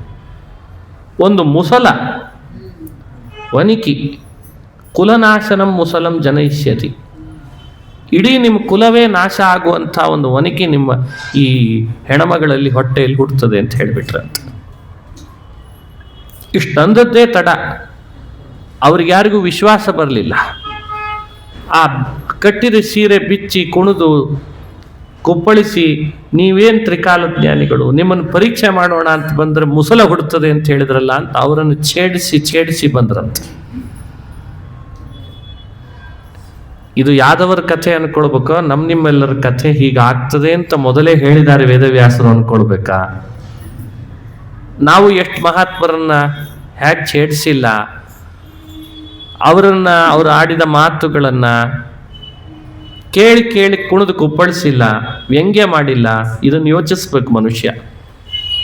ಹಾಗಂದದ್ದೇ ತಡ, ಅವರು ಸುಮ್ಮನೆ ಆದ್ರಷ್ಟೇ. ಆದ್ರೆ ಇವರು ಒಳಗಡೆ ಏನು ಸಾಂಬಾರನ್ನು ಕರ್ಕೊಂಡೋಗಿದ್ರು, ಹೊಟ್ಟೆ ಒಳಗೆ ಆಗಲೇನೆ ಒಂದು ಮುಸಲ ಬಂದು ಕೂತ್ಕೊಂಡಿತ್ತಂತೆ. ಒಬ್ಬ ಸಂಸ್ಕೃತದ ಕವಿ ಹೇಳ್ತಾನೆ ಈ ಮಾತನ್ನ. ಮಹಾತ್ಮರ ಮಾತುಗಳ ಶಕ್ತಿ ಎಂಥದ್ದು. ವಾಚಮರ್ಥೋ ಅನುಧಾವತಿ ಅಂತ ಸಂಸ್ಕೃತದ ಮಾತು, ಬಹಳ ದೊಡ್ಡ ಕವಿ ಇದು ಹೇಳಿದ್ದು. ವಾಚಮರ್ಥೋ ಅನುಧಾವತಿ. ಮಹಾತ್ಮರಾಡುವ ಮಾತುಗಳು, ಅವ್ರು ಆಡುವಾಗ ಆ ವಸ್ತುಗಳು ಹಿಂದಿಂದೆ ಬಂದು ಹೋಗಿ ಕೂಡ್ತಾವಂತೆ ಅವ್ರು ಆಡಿದ ತಪ್ಪಿಗೆ. ಅವಳು ಎಂದೂ ಮಕ್ಕಳನ್ನು ಹಡ್ದಿರಲ್ಲ, ಅವಳು ಒಂದೇ ಆಗಿರ್ತಾಳೆ. ಆದರೆ ಇವರ ತಪಶಕ್ತಿ ಹಾಗಿರ್ತದೆ. ನೀನು ಪುತ್ರವತಿ ಭವ, ನೀನು ಮಗನನ್ನು ಹಡಿತಿ, ಒಳ್ಳೆ ಮಕ್ಕಳು ಹುಟ್ಟುತ್ತಾರೆ ಹಾಗವರ ಬಾಯಲ್ಲಿ ಬಂದದ್ದಕ್ಕೆ ಆ ಗರ್ಭದಲ್ಲಿ ಒಂದು ಮಗು ಹೋಗಿ ಕೂಡ್ಬೇಕಂತ. ವಾಚಮರ್ಥೋನು ಧಾವತಿ. ವಸ್ತು ಇದೇನೋ ಇಲ್ಲೋ ಅನ್ನೋ ಚರ್ಚೆ ಮಾಡಿ ಮಾತುಗಳನ್ನು ಆಡೋರೆಲ್ಲ ಅಜ್ಞರು. ಮಾತಾಡಿದ ಮೇಲೆ ತಾನಾಗೆ ವಸ್ತುವಲ್ಲಿ ಬಂದು ಕೂಡಿಸೋದಿದೆ ಅಲ್ಲ, ಅದು ಪ್ರಾಜ್ಞರು. ಇದೇ ಅಜ್ಞರು ಪ್ರಾಜ್ಞರಿಗಿರುವಂಥ ಬಹಳ ದೊಡ್ಡ ಅಂತರ. ಅದಕ್ಕೆ ಪ್ರಾಜ್ಞರನ್ನ ನಾವು ಎದುರುಗಟ್ಕೊಳ್ಬಾರ್ದು. ಒಳಗೆ ಮುಸಲ ಹೋಗಿ ಕೂತ್ಕೊಂತು, ಅದು ಹುಟ್ಟೇ ಬಿಡ್ತು. ಉಗ್ರಸೇನ ರಾಜನಿಗೆ ತೋರಿಸಿದ್ರು ಹೀಗಾಗೋಯ್ತು ಅಂತ. ಆತ ಬೈದ, ಯಾಕೆ ಪರೀಕ್ಷೆ ಮಾಡ್ಲಿಕ್ಕೆ ಹೋಗಿದ್ರಿ? ಬಾಯಲ್ಲಿ ಬಂದಿದೆ ಅಂತ ಆಗಲೇಬೇಕದು. ಅದು ಎಂಥ ತಪಸ್ವಿಗಳು, ಎಂಥ ವಿಪ್ರರು. ತಪಸ್ವಿಗಳ ಬಾಯಲ್ಲಿ, ಅದು ಬ್ರಾಹ್ಮಣನ ಬಾಯಲ್ಲಿ ಬಂದಿದೆ ಅಂತಂದಾಗ ಆ ಮಾತು ಸತ್ಯ ಆಗದೆ ಇರ್ತದೆಯೇ? ಆದರೂ ಉಗ್ರಸೇನ ಹಠಕ್ಕೆ ಬಿದ್ದ. ಕ್ಷತ್ರಿಯ ಉಗ್ರಸೇನ, ಯಾದವ ಕುಲದಲ್ಲಿ ಒಬ್ಬ ರಾಜ. ತನ್ನ ಕುಲ ನಾಶ ಆಗಬಾರ್ದು ಅಂತ ಅಭಿಮಾನ. ಅದಕ್ಕೆ ಆತ ಹುಟ್ಟಿದಂಥ ಮುಸಲವನ್ನ ತುಂಡರಿಸಿದ. ಅದನ್ನು ಕತ್ತರಿಸಿ ಸಣ್ಣ ಸಣ್ಣ ತುಣುಕುಗಳನ್ನು ಮಾಡಿ ಸಮುದ್ರ ತೀರಕ್ಕೆ ಎಸಿರಿ ಅಂತ ಹೇಳಿಬಿಟ್ಟ. ಎಸದ ಮೇಲೆ ಮತ್ತೆಲ್ಲರೂ ಖುಷಿ ಪಟ್ರು. ನೋಡಿದ್ರೆ ಅವ್ರು ಹೇಳಿದ್ರು ಮುಸಲದಿಂದ ಕುಲನಾಶ ಆಗ್ತದೆ ಅಂತ. ಕಟ್ ಮಾಡಿ ಹಾಕ್ಬಿಟ್ಟು ಇನ್ನೆಲ್ಲ ನಮ್ಮ ಮುಸಲ, ನಮಗೆ ಇನ್ನೇನು ಕುಲನಾಶ ಆಗಲ್ಲ ಅಂತ. ವಿಚಿತ್ರ ಅಂದ್ರೆ ಆ ಮುಸಲ ಕತ್ತರಿಸಿ ಹಾಕಿದ್ರ ಭಾಗಗಳಿದ್ವಲ್ಲ, ಅವೆಲ್ಲ ಎಲ್ಲೆಲ್ಲಿ ಹಾಕಿದ್ರೋ ಅಲ್ಲೆಲ್ಲ ಒಂದು ದೊಡ್ಡ ದೊಡ್ಡ ಏರಕಗಳು ಬೆಳೆದ್ವು. ಗ್ರಾಸ್, ಏರಕ, ಹುಲ್ಲು ಬೆಳೀತು, ದಪ್ಪ ಹುಲ್ಲು. ಕೆಲವು ವರ್ಷಗಳು ಕಳೀತು, ಶಾಪದ ವಿಷಯ ಮರ್ತೋಯ್ತು. ಅದು ಎಲ್ಲಿ ಬೆಳೆದಿತ್ತೋ ಅಲ್ಲಿ ಪುನಃ ಯಾದವರ ಸಮಾಗಮ ಆಯಿತು. ಅದು ಎಲ್ಲ ಬೆಳೆದಿತ್ತಲ್ಲ ಅಲ್ಲೇ ಯಾದವ ಸಮಾಗಮ. ಇದೇ ದೈವ ಅಂತ. ಅವರವರು ಯಾದವರಲ್ಲಿ ಯಾವುದೋ ಒಂದು ರಸ ಪಾನ ಮಾಡಿದ್ರು, ಮದಿರ. ಕಣ್ಣು ಮಂಜಾಯಿತು, ಆಡಬಾರ್ದ ಶಬ್ದಗಳು ಬಾಯಲ್ಲಿ ಬರ್ಲಿಕ್ಕೆ ಶುರು ಆಯಿತು. ನನಗೀ ಮಾತಾಡ್ತೀನೋ ಅಂತ ಯಾವುದೋ ಒಬ್ಬ ಯಾದವ ಅದನ್ನು ಕಿತ್ತಿದ. ಹುಲ್ಲು ಕಿತ್ತಿ ಇನ್ನೊಬ್ಬ ಯಾದವನ ಮೇಲೆ ಹಾಕಿದ. ನನಗೇ ಹಾಕ್ತೀಯೇನೋ ಅಂತ ಹೇಳಿ ಇನ್ನೊಬ್ಬ ಯಾದವ ಅದನ್ನು ಇನ್ನೊಂದು ಕಿತ್ತಿದ. ಪರಸ್ಪರ ಎಲ್ಲರಲ್ಲಿ ಘರ್ಷಣೆ ಶುರು ಆಗಿ ಯಾದವರೆಲ್ಲ ಅದೇ ಹುಲ್ಲುಗಳಿಂದ ತಾವೇ ಆಯುಧದಂತೆ ಮಾಡಿಕೊಂಡು ಅಲ್ಲೇ ಸತ್ತು ಹೋಗಿಬಿಟ್ರಂತೆ. ಇದು ಯಾದವ ಕುಲ ನಾಶ ಆದದ್ರ ಘಟನೆಯನ್ನ ಯಾದವ ಕುಲ ಅಂತನ್ನೋದು ಪ್ರಸಿದ್ಧ. ನಾನು ಹೇಳೋದು ಕೃಷ್ಣ ಕುಲ ನಾಶದ ಘಟನೆಯನ್ನ ಇತಿಹಾಸ ಇಷ್ಟು ಬೀಭತ್ಸ, ಭಯಾನಕ, ರೌದ್ರ ಅಂತ ಕೇಳ್ತೇವಲ್ಲ, ಇಷ್ಟು ಅದ್ಭುತವಾಗಿ ನಮ್ಮ ಕಣ್ಣು ಮುಂದೆ ಇಟ್ಬಿಡ್ತದೆ. ಯಾವ ಕುಲದಲ್ಲಿ ಕೃಷ್ಣ ಹುಟ್ಟಿದ್ನೋ ಆ ಕುಲದ ಸ್ಥಿತಿ ಹೀಗಾಯ್ತು ಅಂತ ಪುರಾಣಗಳು ನಮ್ಮ ಕಣ್ಣು ಮುಂದೆ ಇಡ್ತಾವೆ. ಆಶ್ಚರ್ಯದ ಸಂಗತಿ ಅಂದ್ರೆ 11ನೇ ಸ್ಕಂದ ಈ ಕಥೆಯನ್ನ ಹೀಗೆ ಮುಂದುವರಿಸ್ತದೆ. ಆ ಹುಟ್ಟಿದಂಥ ಮುಸಲ ಇದೆಯಲ್ಲ, ಆ ಮುಸಲವನ್ನು ತುಂಡು ತುಂಡು ಮಾಡಿದಾಗ ಅದರಲ್ಲಿ ಒಂದು ಕಬ್ಬಿಣದ ತುಂಡಿತ್ತು. ಇವರು ಎಸೆಯುವಾಗ ಒಂದು ಯಾವುದೋ ಮೀನು ಬಂದು ಅದನ್ನು ನುಂಗಿತ್ತಂತೆ. ನೀರಿನ ಭಾಗದಲ್ಲಿ, ನೀರಿನ ದಡದ ಕಡೆ ಎಸೆದಿದ್ರು ಮೀನು ನುಂಗಿತ್ತು. ಆ ಮೀನಿನ ಹೊಟ್ಟೆ ಒಳಗೆ ಸೇರ್ಕೊಂಡದ್ದನ್ನ ಒಬ್ಬ ಬೇಟೆಗಾರ ದಡದ ಮೇಲೆ ಬಿದ್ದ ಮೀನು ಇಷ್ಟು ದಪ್ಪ ಯಾಕಾಗಿದೆ ಅಂತ ಅದನ್ನು ಕೊಯ್ದ್ರೆ ಒಳಗಡೆ ಒಂದು ಕಬ್ಬಿಣದ ತುಂಡು ಸಿಕ್ಕಿತ್ತು ಅವನಿಗೆ. ಆತ ತಾನು ಬಾಣ ಮಾಡ್ಕೊಳ್ಬೇಕು ಅಂತ ಹೇಳಿ ಹೊರಟಿದ್ದವನು ಇದನ್ನೇ ಸೇರಿಸಿ ಬಾಣ ಮಾಡ್ಕೊಂಡಿದ್ದ. ಕೃಷ್ಣ ಪರಂಧಾಮಕ್ಕೆ ಹೊರಡ್ತೇನೆ ಅಂತ ಪ್ರಭಾಸ ಕ್ಷೇತ್ರಕ್ಕೆ ಬಂದ, ಅಂದ್ರೆ ಇವತ್ತಿನ ಸೋಮನಾಥ. ಪ್ರಭಾಸ ಕ್ಷೇತ್ರದಲ್ಲಿ ಕೃಷ್ಣ ಪರಂಧಾಮಕ್ಕೆ ಹೊರಡುವ ಸಂಕಲ್ಪ ಮಾಡಿದ್ರೆ ಇದೇ ಬೇಟೆಗಾರ ಅದೇ ಬಾಣದಿಂದಲೇ ಅವನ ಪಾದಕ್ಕೆ ಅಂತ ಗುರಿ ಇಟ್ಟು ಹೊಡೆದ. ಕೃಷ್ಣನ ಸಂಕಲ್ಪ ಹೇಗಿತ್ತು? ಬಂದಂಥವರೆಲ್ಲರೂ ಕೂಡ ನನ್ನ ಭಕ್ತರು, ಶಾಪ ಕೊಟ್ಟವರು. ಆ ವಿಶ್ವಾಮಿತ್ರ, ಕಣ್ವ, ಅಸಿತ ಅವ್ರು ಯಾರು ಸಾಧಾರಣರಲ್ಲ. ಭೃಗು, ಅಂಗಿರಸರು ಭಾರಿ ಜ್ಞಾನಿಗಳು. ಅವರ ಬಾಯಲ್ಲಿ ಬಂದ ಮಾತು ಕುಲನಾಶ ಮಾಡುವ ಮುಸಲ ಹುಡ್ತದೆ ಅಂತ ಅಂದಾರೆ ಅಂದಮೇಲೆ ಅದು ಸತ್ಯ ಮಾಡಬೇಕು. ಅದು ಸುಳ್ಳಾಯ್ತು ಅಂತ ಅನಿಸ್ಬಾರ್ದು. ಬ್ರಾಹ್ಮಣನ ಮಾತು ಸುಳ್ಳಾಯ್ತು ಅಂತ ಅನಿಸ್ಬಾರ್ದು. ಯಾಕೆ? ಬ್ರಾಹ್ಮಣೋಸ್ಯ ಮುಖಮಾಸೀತ್ ಬಾಹುರಾಜನ್ಯಕೃತಃ. ಎಲ್ಲ ವಿಪ್ರರನ್ನು ಭಗವಂತ ಜನ್ಮ ತಳುವಂತೆ ಮಾಡಿದ್ದೆ ಮುಖದಿಂದ. ನನ್ನ ಮುಖದಿಂದ ಹುಟ್ಟಿದವರ ಬಾಯಲ್ಲಿ ಆಡುವ ಮಾತು ಸುಳ್ಳಾದ್ರೆ ನನ್ನ ಮಾತು ಸುಳ್ಳಾದಂತೆ ಅಂತ ಅನ್ನತ್ತೆ ಭಗವಂತ. ಮುಖದಿಂದ ಹುಟ್ಟಿದವ್ರ ಮಾತು ಸುಳ್ಳಾಗಬಾರ್ದು. ಅದಕ್ಕೆ ಅದು ಸತ್ಯ ಮಾಡಬೇಕು ಅಂತ ಭಗವಂತ ಏನ್ ಮಾಡಿದ? ಅದೇ ಬಾಣದ ತುಂಡಿನಿಂದಲೇ ತಾನೂ ಕೂಡ ಬೇಟೆಗಾರನ ಮೂಲಕವಾಗಿ ತನ್ನನ್ನು ತಾನಿಲ್ಲ ಅನಿಸ್ಕೊಂಡಿದ್ದೇನೆ ನೋಡ್ರಿ ಅಂತ ಜಗತ್ತಿಗೆ ತೋರಿಸಿಬಿಟ್ಟಂತೆ. ಇದು ಇಲ್ಲಿ ಮುಂದುವರೆದಂಥ ಕಥೆ. ಮತ್ಸ್ಯೋ ಗೃಹೀತೋ ಮತ್ಸ್ಯೌಘೈರ್ ಜಾಲೇನ ಅನ್ಯೈ ಸಾರಣವೇ ಅಂತ ವಿವರಣೆ ಮಾಡ್ತಾ ಬಂದಿದ್ದಾರೆ. ಭಗವಾನ್ ಜ್ಞಾತ ಸರ್ವಾರ್ಥ ಈಶ್ವರೋಪಿ ತದನ್ಯಥಾ. ಇಷ್ಟು ಕಥೆಗಳನ್ನು ಹೇಳಿ ಶುಕಮುನಿಗಳು ಪರೀಕ್ಷಿತನಿಗೆ ಒಂದು ಮಾತು ಹೇಳ್ತಾರೆ. ಸಂಶಯ ನಮಗೂ ನಿಮಗೂ ಬರ್ಬೋದು ಅಂತ ಗೊತ್ತಿತ್ತು ಅವರಿಗೆ. ಈಗ ಹೇಳಿದ ಇಷ್ಟೂ ಕಥೆಯನ್ನ ವ್ಯತ್ಯಾಸ ಮಾಡುವ ಶಕ್ತಿ ದೇವರಿಗೆ ಇತ್ತೋ ಇಲ್ಲೋ ಅಂತ. ಈಗ ಆ ಬ್ರಾಹ್ಮಣ ಶಾಪ ಕೊಟ್ರೆ ಕೊಡ್ಲಿ, ನನ್ನ ಕುಲ ನಾವು ಉಳಿಸ್ತೀನಿ,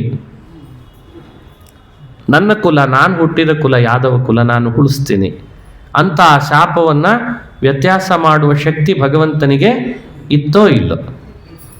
ಇದು ಬರೀ ಶಾಪವನ್ನು ವ್ಯತ್ಯಾಸ ಅಂತ ಅಲ್ಲೇ ಅಷ್ಟೇ ಅಲ್ಲ, ನಿಮ್ಮ ವಿಷಯದಲ್ಲಿ ಕೇಳಬೇಕದನ್ನ. ನಮ್ಮ ಬದುಕಿನಲ್ಲಿ ಆಗ್ತಾ ಇರುವ, ಈಗಾಗಲೇ ಆಗಿರುವ, ಮುಂದಾಗಲಿಕ್ಕಿರುವ, ಏನೋ ಆಗ್ಲಿಕ್ಕಿದೆ ಮುಂದೆ, ಅದೆಲ್ಲವನ್ನೂ ನಾವು ಅಪೇಕ್ಷೆ ಏನ್ ಪಡ್ತಿರ್ತೇವೆ ಅಂದ್ರೆ ಇದೊಂಚೂರು ಬದಲಾವಣೆ ಮಾಡಿದ್ರೆ ಚೆನ್ನಾಗಿರ್ತದೆ ದೇವರು ನನ್ನ ಜೀವನದಲ್ಲಿ ಅಂತ. ಇದೊಂಚೂರು ಬದಲಾಯಿಸ್ಬಿಟ್ರೆ ಸಾಕು, ಉಳಿದೆಲ್ಲ ಸರಿ ಇದೆ ನನ್ನ ಜೀವನದಲ್ಲಿ, ಇದೊಂದು ಸೊಟ್ಟಾಗಿದೆ ನೋಡ್ರಿ, ಇದೊಂದು ಸರಿ ಮಾಡಿದ್ರೆ ಸಾಕು ಅಂತ ಇರ್ತೇವಲ್ಲ. ಅದರ ಮೇಲೆ ಬರೋ ಪ್ರಶ್ನೆ ಅಂದ್ರೆ ಭಗವಂತನ ಕರ್ತೃತ್ವದ ವಿಶೇಷವಾದ ಚಿಂತನೆ ಬರಬೇಕು. ಭಾಗವತ ಶ್ರವಣದ ಉದ್ದೇಶವೇ ಅದು. ಅದನ್ನು ಪ್ರಶ್ನಿಸಿ ಹೇಳ್ತಾರೆ. ತನ್ನ ಕುಲವನ್ನು ತಾನು ನಾಶ ಮಾಡದೆ, ಆ ಶಾಪವನ್ನು ಸುಳ್ಳು ಮಾಡಿ, ತಾನೂ ಕೂಡ ಆ ಶಾಪಕ್ಕೆ ತುತ್ತಾಗದೆ, ಆ ಬೇಟೆಗಾರನ ಬಾಣವನ್ನು ತನ್ನ ಕಾಲಿಗೆ ಹೊಡೆಸ್ಕೊಳ್ಳದೆ ಅಥವಾ ಹೊಡೆಸ್ಕೊಂಡ್ರೂ ತಾನಿರುವಂತೆ ಮಾಡುವ ಶಕ್ತಿ ಭಗವಂತನಿಗಿತ್ತೋ ಇಲ್ವೋ? ಇದು ಕೊನೆ ಈ ಅಧ್ಯಾಯದ ಉತ್ತರ ಮಾತು. ಭಗವಾನ್ ಜ್ಞಾತ ಸರ್ವಾರ್ಥ ಈಶ್ವರೋಪಿ ತದನ್ಯಥಾ ಕರ್ತುಂ ನೈಚ್ಛತ್ ವಿಪ್ರಶಾಪಂ ಕಾಲರೂಪ್ಯನ್ವಮೋದತ. ಇದು ಭಾಗವತದ ಮಾತು. ಇದು ನಮಗೆ ಕೊಡುವ ಸಂದೇಶ. ಈಶ್ವರ ಅಪಿ ಅನ್ಯಥಾ ಕರ್ತು. ಈಗ ಹಿಂದೆ ಹೇಳಿದ ಎಲ್ಲಾ ಘಟನೆಗಳನ್ನ ವ್ಯತ್ಯಾಸ ಮಾಡುವ ಸಾಮರ್ಥ್ಯ ಭಗವಂತನಿಗಿದ್ರೂ ಇದೆ, ದೇವರಿಗೆ ಸಾಮರ್ಥ್ಯ ಇದೆ. ವಿಪ್ರಶಾಪವನ್ನೂ ಕೂಡ ಭಗವಂತ ಅನ್ವಮೋದತ, ಅನುಸರಿಸಿ ನಡೆದ. ಅದನ್ನು ಅನುಸರಿಸಿ ನಡೆದ ಯಾಕೆ? ಕಾಲರೂಪಿ ಅನ್ವಮೋದತ ಅಂತದ ಭಾಗವತ. ಭಗವಂತ ಯಾವ ಕಾಲಕ್ಕೆ ಏನಾಗಬೇಕೋ ಅದನ್ನು ಆಗಬೇಕು ಅಂತ ವ್ಯವಸ್ಥೆ ಮೊದಲೇ ಮಾಡಿರ್ತಾನೆ. ಆ ಕಾಲರೂಪಿ ಆದ್ದರಿಂದಲೇನೆ ತಾನು ಆ ಶಾಪವನ್ನ ವ್ಯತ್ಯಾಸ ಮಾಡುವ ಸಾಮರ್ಥ್ಯ ಇದ್ರೂ ವ್ಯತ್ಯಾಸ ಮಾಡದೆ ಹಾಗೆ ನಡ್ಕೊಂಡ. ಇದೇ ಪರಮ ಸತ್ಯ ನಮ್ಮ ಬದುಕಿನಲ್ಲಿ. ಕಾಲರೂಪಿ ಶ್ರೀಹರಿ, ಅವನೇ ಕಾಲ. ಸರ್ವೇ ನಿಮೇಷ ಜಜ್ಞಿರೇ ವಿದ್ಯುತ ಪುರುಷಾದಧಿ ಕಲಾ ನಿಮೇಷ ಕಾಷ್ಟಾಶ್ಚ ಹೋರಾತ್ರಾಶ್ಚ ಎಲ್ಲ ಹೇಳಿದೆ ಉಪನಿಷತ್ನಲ್ಲಿ. ಎಲ್ಲ ಅವನಿಂದಲೇ, ಅವನ ಅಧೀನವಾಗಿರ್ತದೆ. ಹಾಗಾಗಿ ಭಾಗವತದ ಅನುಸಂಧಾನ ಮಾಡುವವರಿಗೆ ಭಗವಂತನ ಸಾಮರ್ಥ್ಯದ ಬಗ್ಗೆ ಯಾರಿಗೂ ಸಂಶಯ ಬರಬಾರ್ದು ಅಂತ ಸ್ಪಷ್ಟಪಡಿಸಿ ಮಹಾನುಭಾವರು ವ್ಯಾಖ್ಯಾನ ಮಾಡಿ ತಿಳಿಸ್ತಾರೆ. ಇದನ್ನು ಚಿಂತನೆ ಮಾಡಬೇಕು. ಒಂದು ವಿಶೇಷ ಸಾಮರ್ಥ್ಯ ಭಾಗವತದ 11ನೇ ಸ್ಕಂದದಲ್ಲಿ ಮುಂದೆ ಬರ್ತದೆ. ಈಗ ಅದೇನದು ಅಂದರೆ, ಎಲ್ಲ ಯಾದವರ ಮಧ್ಯದಲ್ಲಿ ತಾನೂ ಒಬ್ಬ ಯಾದವ, ಕೃಷ್ಣನು. ಹಾಗೆ ಉದ್ಧವ. ಭಗವಂತ ಏನ್ ಮಾಡಿದ? ಶಾಪ ಎಲ್ಲ ಯಾದವರಿಗಿದೆ. ಆ ಶಾಪವನ್ನು ವ್ಯತ್ಯಾಸ ಮಾಡುವ ಶಕ್ತಿಯೂ ನನಗೆ ಇದೆ ಅಂತ ತೋರಿಸ್ಬೇಕಲ್ಲ ತನ್ನ ಭಕ್ತರಿಗೆ. ಅದಕ್ಕೆ ಏನ್ ಮಾಡಿದ? ಉದ್ಧವನನ್ನು ಮಾತ್ರ ಆ ಶಾಪಕ್ಕೆ ಒಳಪಡಿಸದೇ ಇದ್ದಂತೆ ಮಾಡಿದ ಅಂತಾರೆ ಭಾಗವತದಲ್ಲಿ. ಅದರಿಂದ ಸ್ಪಷ್ಟ ಆಯಿತು ಸಜ್ಜನರಿಗೆ, ಓ ಯಾದವರಿಗೆಲ್ಲ ಶಾಪ ಬಂದಿದೆ, ಉದ್ಧವನೂ ಸಾಯಬೇಕಿತ್ತು. ಉದ್ಧವನಿಗೇನು ಮಾಡಿದ ಕೃಷ್ಣ? ಭಾಗವತ ಧರ್ಮವನ್ನು ಉಪದೇಶ ಮಾಡಿ ನೀನು ಬದರಿ ಆಶ್ರಮಕ್ಕೆ ಹೊರಟೋಗು ಅಂತ ಅಂದ್ಬಿಟ್ಟೆ. ಕಲಾಪ ವಿಶಾಲ, ಕಲಾಪ ಗ್ರಾಮ ವಿಶಾಲಕ್ಕೆ ಹೋಗು ಅಂತ ಹೇಳಿದ. ವಿಶಾಲ ಶಬ್ದದ ಅರ್ಥ ಬದರಿ ವಿಶಾಲ. ಇವತ್ತಿನ ಬದರಿ ಕ್ಷೇತ್ರಕ್ಕೆ ವಿಶಾಲ ಅಂತ ಹೆಸರು.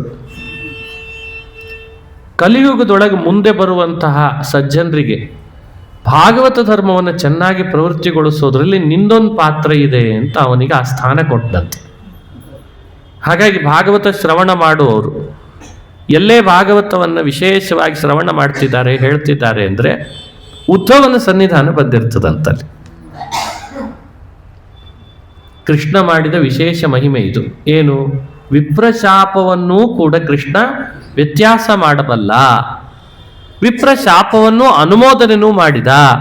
ಸಾಮರ್ಥ್ಯ ಇಲ್ಲ ಅಂತ ಭಾವಿಸಬೇಡಿ, ಇದು ಕೃಷ್ಣನ ವಿಶೇಷವಾದ ಮಹಿಮೆ ಅಂತ ಹೇಳ್ತಾರೆ. ತಾನೂ ಆ ಶಾಪಕ್ಕೆ ಒಳಪಟ್ಟಂತೆ ತೋರಿಸಿ ತನ್ನ ಭಕ್ತನಾದ ಉದ್ಧವನನ್ನು ಮಾತ್ರ ಕೃಷ್ಣ ನೀನು ಆ ಶಾಪಕ್ಕೆ ಒಳಪಡಬೇಡ ಅಂತ ವ್ಯವಸ್ಥೆ ಮಾಡಿಬಿಟ್ಟಂತೆ. ಯಾಕೆ? ನನ್ನ ಬಾಯಿಂದ ಭಾಗವತವನ್ನು ಶ್ರವಣ ಮಾಡಿದ್ದಿ, ಭಾಗವತ ಧರ್ಮವನ್ನು ಕೇಳಿದ್ದಿ, ನೀನು ಅದರ ಪ್ರವೃತ್ತಿಯನ್ನು ಮಾಡು. ಇದು ನಮಗೆ ಕೊಟ್ಟ ಮತ್ತೊಂದು ಸಂದೇಶ. ಯಾರು ಭಾಗವತ ಧರ್ಮವನ್ನು ಉದ್ಧವನಂತೆ ಕೃಷ್ಣ ಹೇಳಿದ್ದನ್ನೆಲ್ಲ ಚೆನ್ನಾಗಿ ಅನುಷ್ಠಾನಕ್ಕೆ ಅನುಸಂಧಾನಕ್ಕೆ ತರ್ತಾರೋ, ವಿಪ್ರಶಾಪ ಅವರನ್ನೇನೂ ಮಾಡದಂತೆ, ಸಂಸಾರವೆಂಬ ಶಾಪ ಅವರನ್ನೇನೂ ಮಾಡದಂತೆ ಅನುಗ್ರಹ ಮಾಡುತ್ತದೆ ಅನ್ನೋ ಸಂದೇಶವನ್ನ ಭಾಗವತದ ಉದ್ಧವನ ಚರಿತ್ರೆ ನಮಗೆ ಸಂದೇಶವಾಗಿ ಕೊಡುತ್ತದೆ. ಉದ್ಧವ ಯಾರು? ಬೃಹಸ್ಪತ್ಯಾಚಾರ್ಯರು, ದೇವತೆಗಳಿಗೆಲ್ಲ ಗುರುಗಳು. ಅಂಥ ದೇವಗುರುವಿಗೆ ಗುರು ಕೃಷ್ಣ. ಅದಕ್ಕೆ ಕೃಷ್ಣಂ ವಂದೇ ಜಗದ್ಗುರುಂ ಅಂತ ಕರೆದ್ರಂತ. ಬೃಹಸ್ಪತಿ 2 ಅವತಾರ ಮಾಡಿದ ದ್ವಾಪರದಲ್ಲಿ. ಒಂದು ದ್ರೋಣನಾಗಿ, ಇನ್ನೊಂದು ಉದ್ಧವನಾಗಿ. ದ್ರೋಣನಾಗಿ ಮಾಡಿದ ಅವತಾರದ ಕಾರ್ಯ ಭೂಭಾರ ಹರಣಕ್ಕೆ ಏನು ಬೇಕೋ ಅದರ ಸಹಾಯ. ಭೂಮಿಯ ಭಾರ ಹರಣ ಆಗಬೇಕು ಅಂದರೆ ಭಗವಂತ ಒಂದು ವ್ಯವಸ್ಥೆ ಮಾಡಿದ್ದ.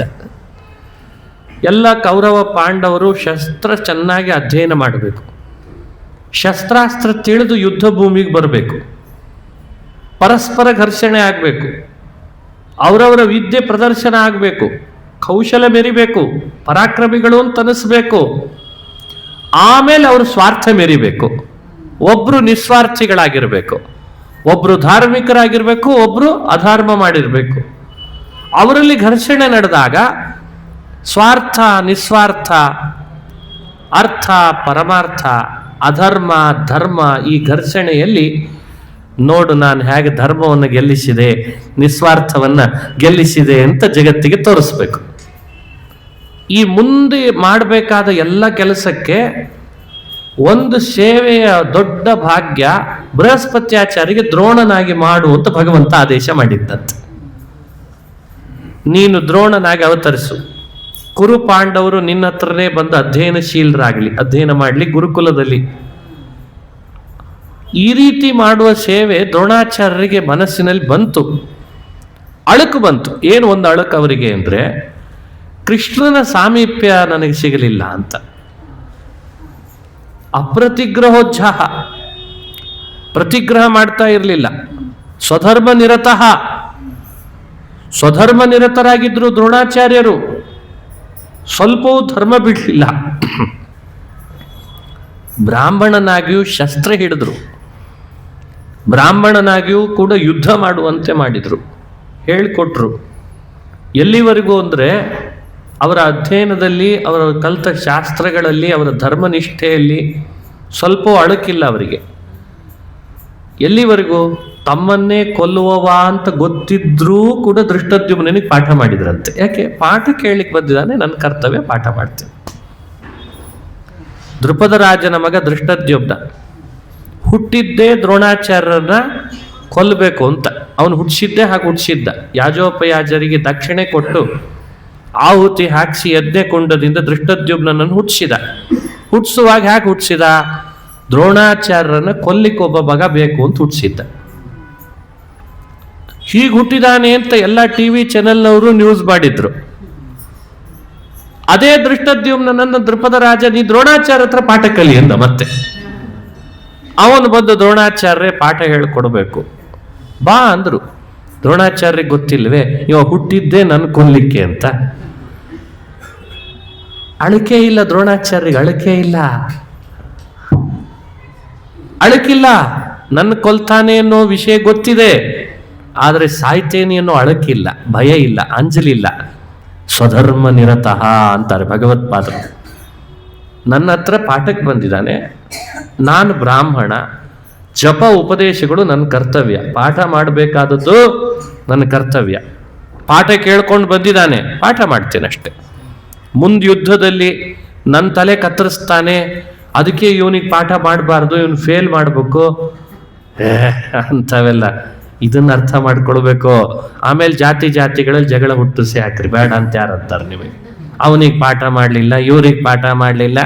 ಅವನೊಬ್ಬ ಕರ್ಣ ಬಾಯಲ್ಲಿ ಸಿಕ್ಕಾಕೊಂಡು ನಗುತ್ತಿದ್ದಾನೆ ಮೇಲೋಗವ ಯುವಕರು ನೋಡಿ. ಏಕಲವ್ಯ ಅಂತೂ ಇನ್ನೂ ಜೋರಾಗಿ ನಗುತ್ತಿದ್ದಾನೆ ಇವ್ರನ್ನೆಲ್ಲ ನೋಡಿ. ಇವು ಯಾಕಾದ್ರೂ ಪಠ್ಯ ಪುಸ್ತಕಗಳನ್ನು ಬರೆದ್ರು ಅಂತ.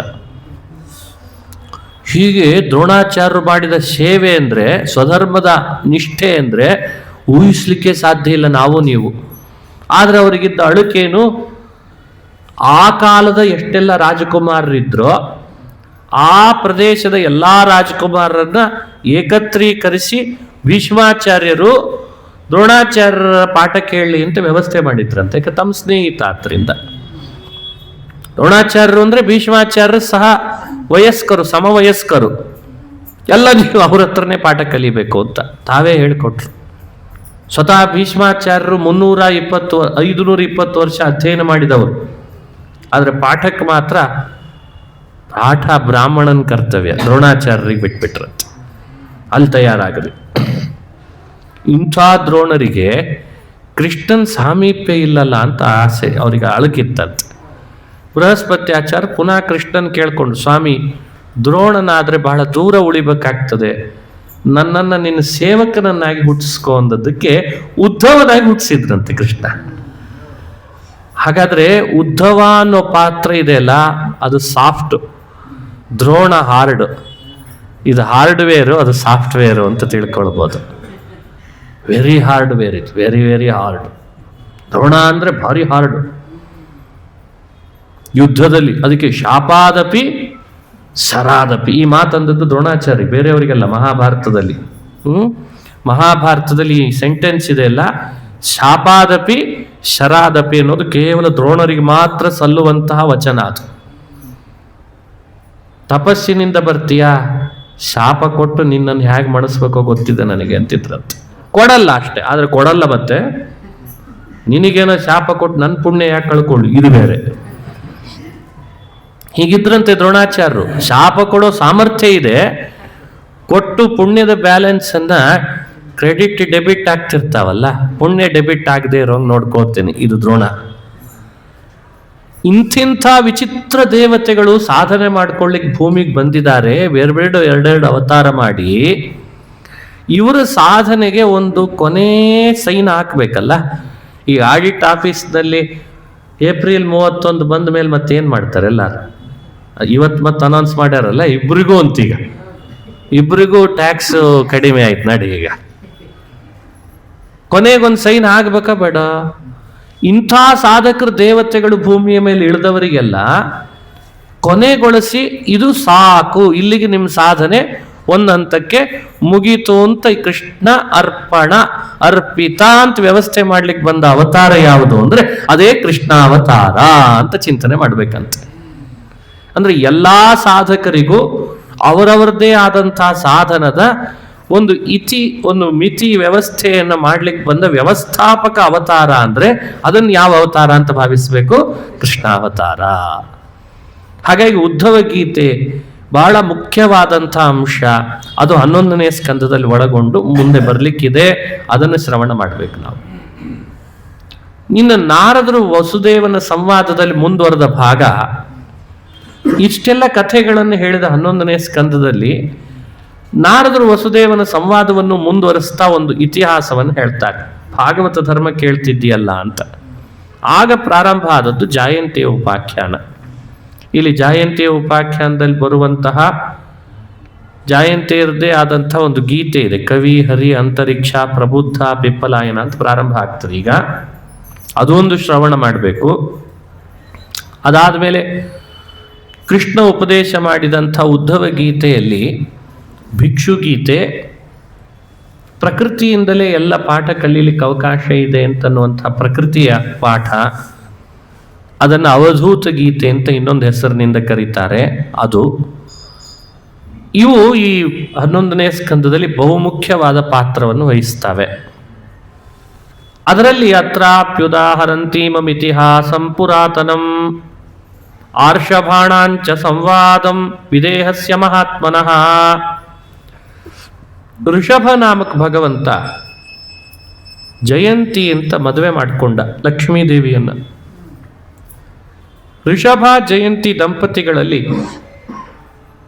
ಮಕ್ಕಳನ್ನು ಪಡೆದ 100 ಜನರನ್ನ. ಅದರಲ್ಲಿ 9 ಜನ ಅವಧೂತರಂತಾದ್ರು. ಆ 9 ಜನರನ್ನ ಋಷಭನ ಮಕ್ಕಳಾದ ಕಾರಣ ಅವರಿಗೆ ಆರ್ಷಭ ಅಂತ 11ನೇ ಸ್ಕಂದದಲ್ಲಿ ಕರೆತು. ಭಾಗವತ 5ನೇ ಸ್ಕಂದ ನಾವು ಶ್ರವಣ ಮಾಡುವಾಗ ಈ 9 ಜನರ ಕಥೆಯನ್ನು ಮುಂದೆ ಹೇಳ್ತೇನೆ ಅಂತ ಶುಕಾಚಾರ್ಯ ನಿಲ್ಲಿಸಿರ್ತಾರೆ. ಭಾಗವತಕ್ಕೆ ಸಂಗತಿ ಇದೆ ಅನ್ಲಿಕ್ಕೆ ಈ ಅಂಶ. 5ನೇ ಸ್ಕಂದದಲ್ಲಿ ಮುಂದೆ ಹೇಳ್ತೇನೆ ಅಂತ ನಿಲ್ಲಿಸಿದ್ರು. ನಾವು ಈಗಾಗಲೇ ಕೇಳ್ಕೊಂಡು ಬಂದ್ವಿ 6, 7 ಎಲ್ಲ. ಈಗ 11ಕ್ಕೆ ಬಂದ್ವಿ. ಅಲ್ಲಿ ನಿಲ್ಸಿದ್ನೆಲ್ಲ ಈಗ ಮುಂದುವರಿಸ್ತೇನೆ ಅವ್ರ ಬಗ್ಗೆ ಅಂತ ಶುರು ಮಾಡಿದ್ದಾರೆ. ಹಾಗಾದ್ರೆ ಭಾಗವತ ಕೇಳುವವರಿಗೆ ಮತ್ತೊಂದು ಜವಾಬ್ದಾರಿ ಹೇಳ್ತು ಭಾಗವತ. ಏನು? ಎಲ್ಲಿ ಯಾವುದನ್ನು ಮುಂದೆ ಹೇಳ್ತೇನೆ ಅಂತ ನಿಲ್ಸಿದಾರಲ್ಲ ಅವ್ಯಾವುದು. ಈಗ ಕೆಲವರು ಪ್ರವಚನ ಹೇಳುವಾಗಲೂ ಹಂಗೆ ಹೇಳ್ತಿರ್ತಾರೆ, ಅದನ್ನ ಮುಂದೆ ನೋಡೋಣ ಅಂದಿರ್ತಾರೆ.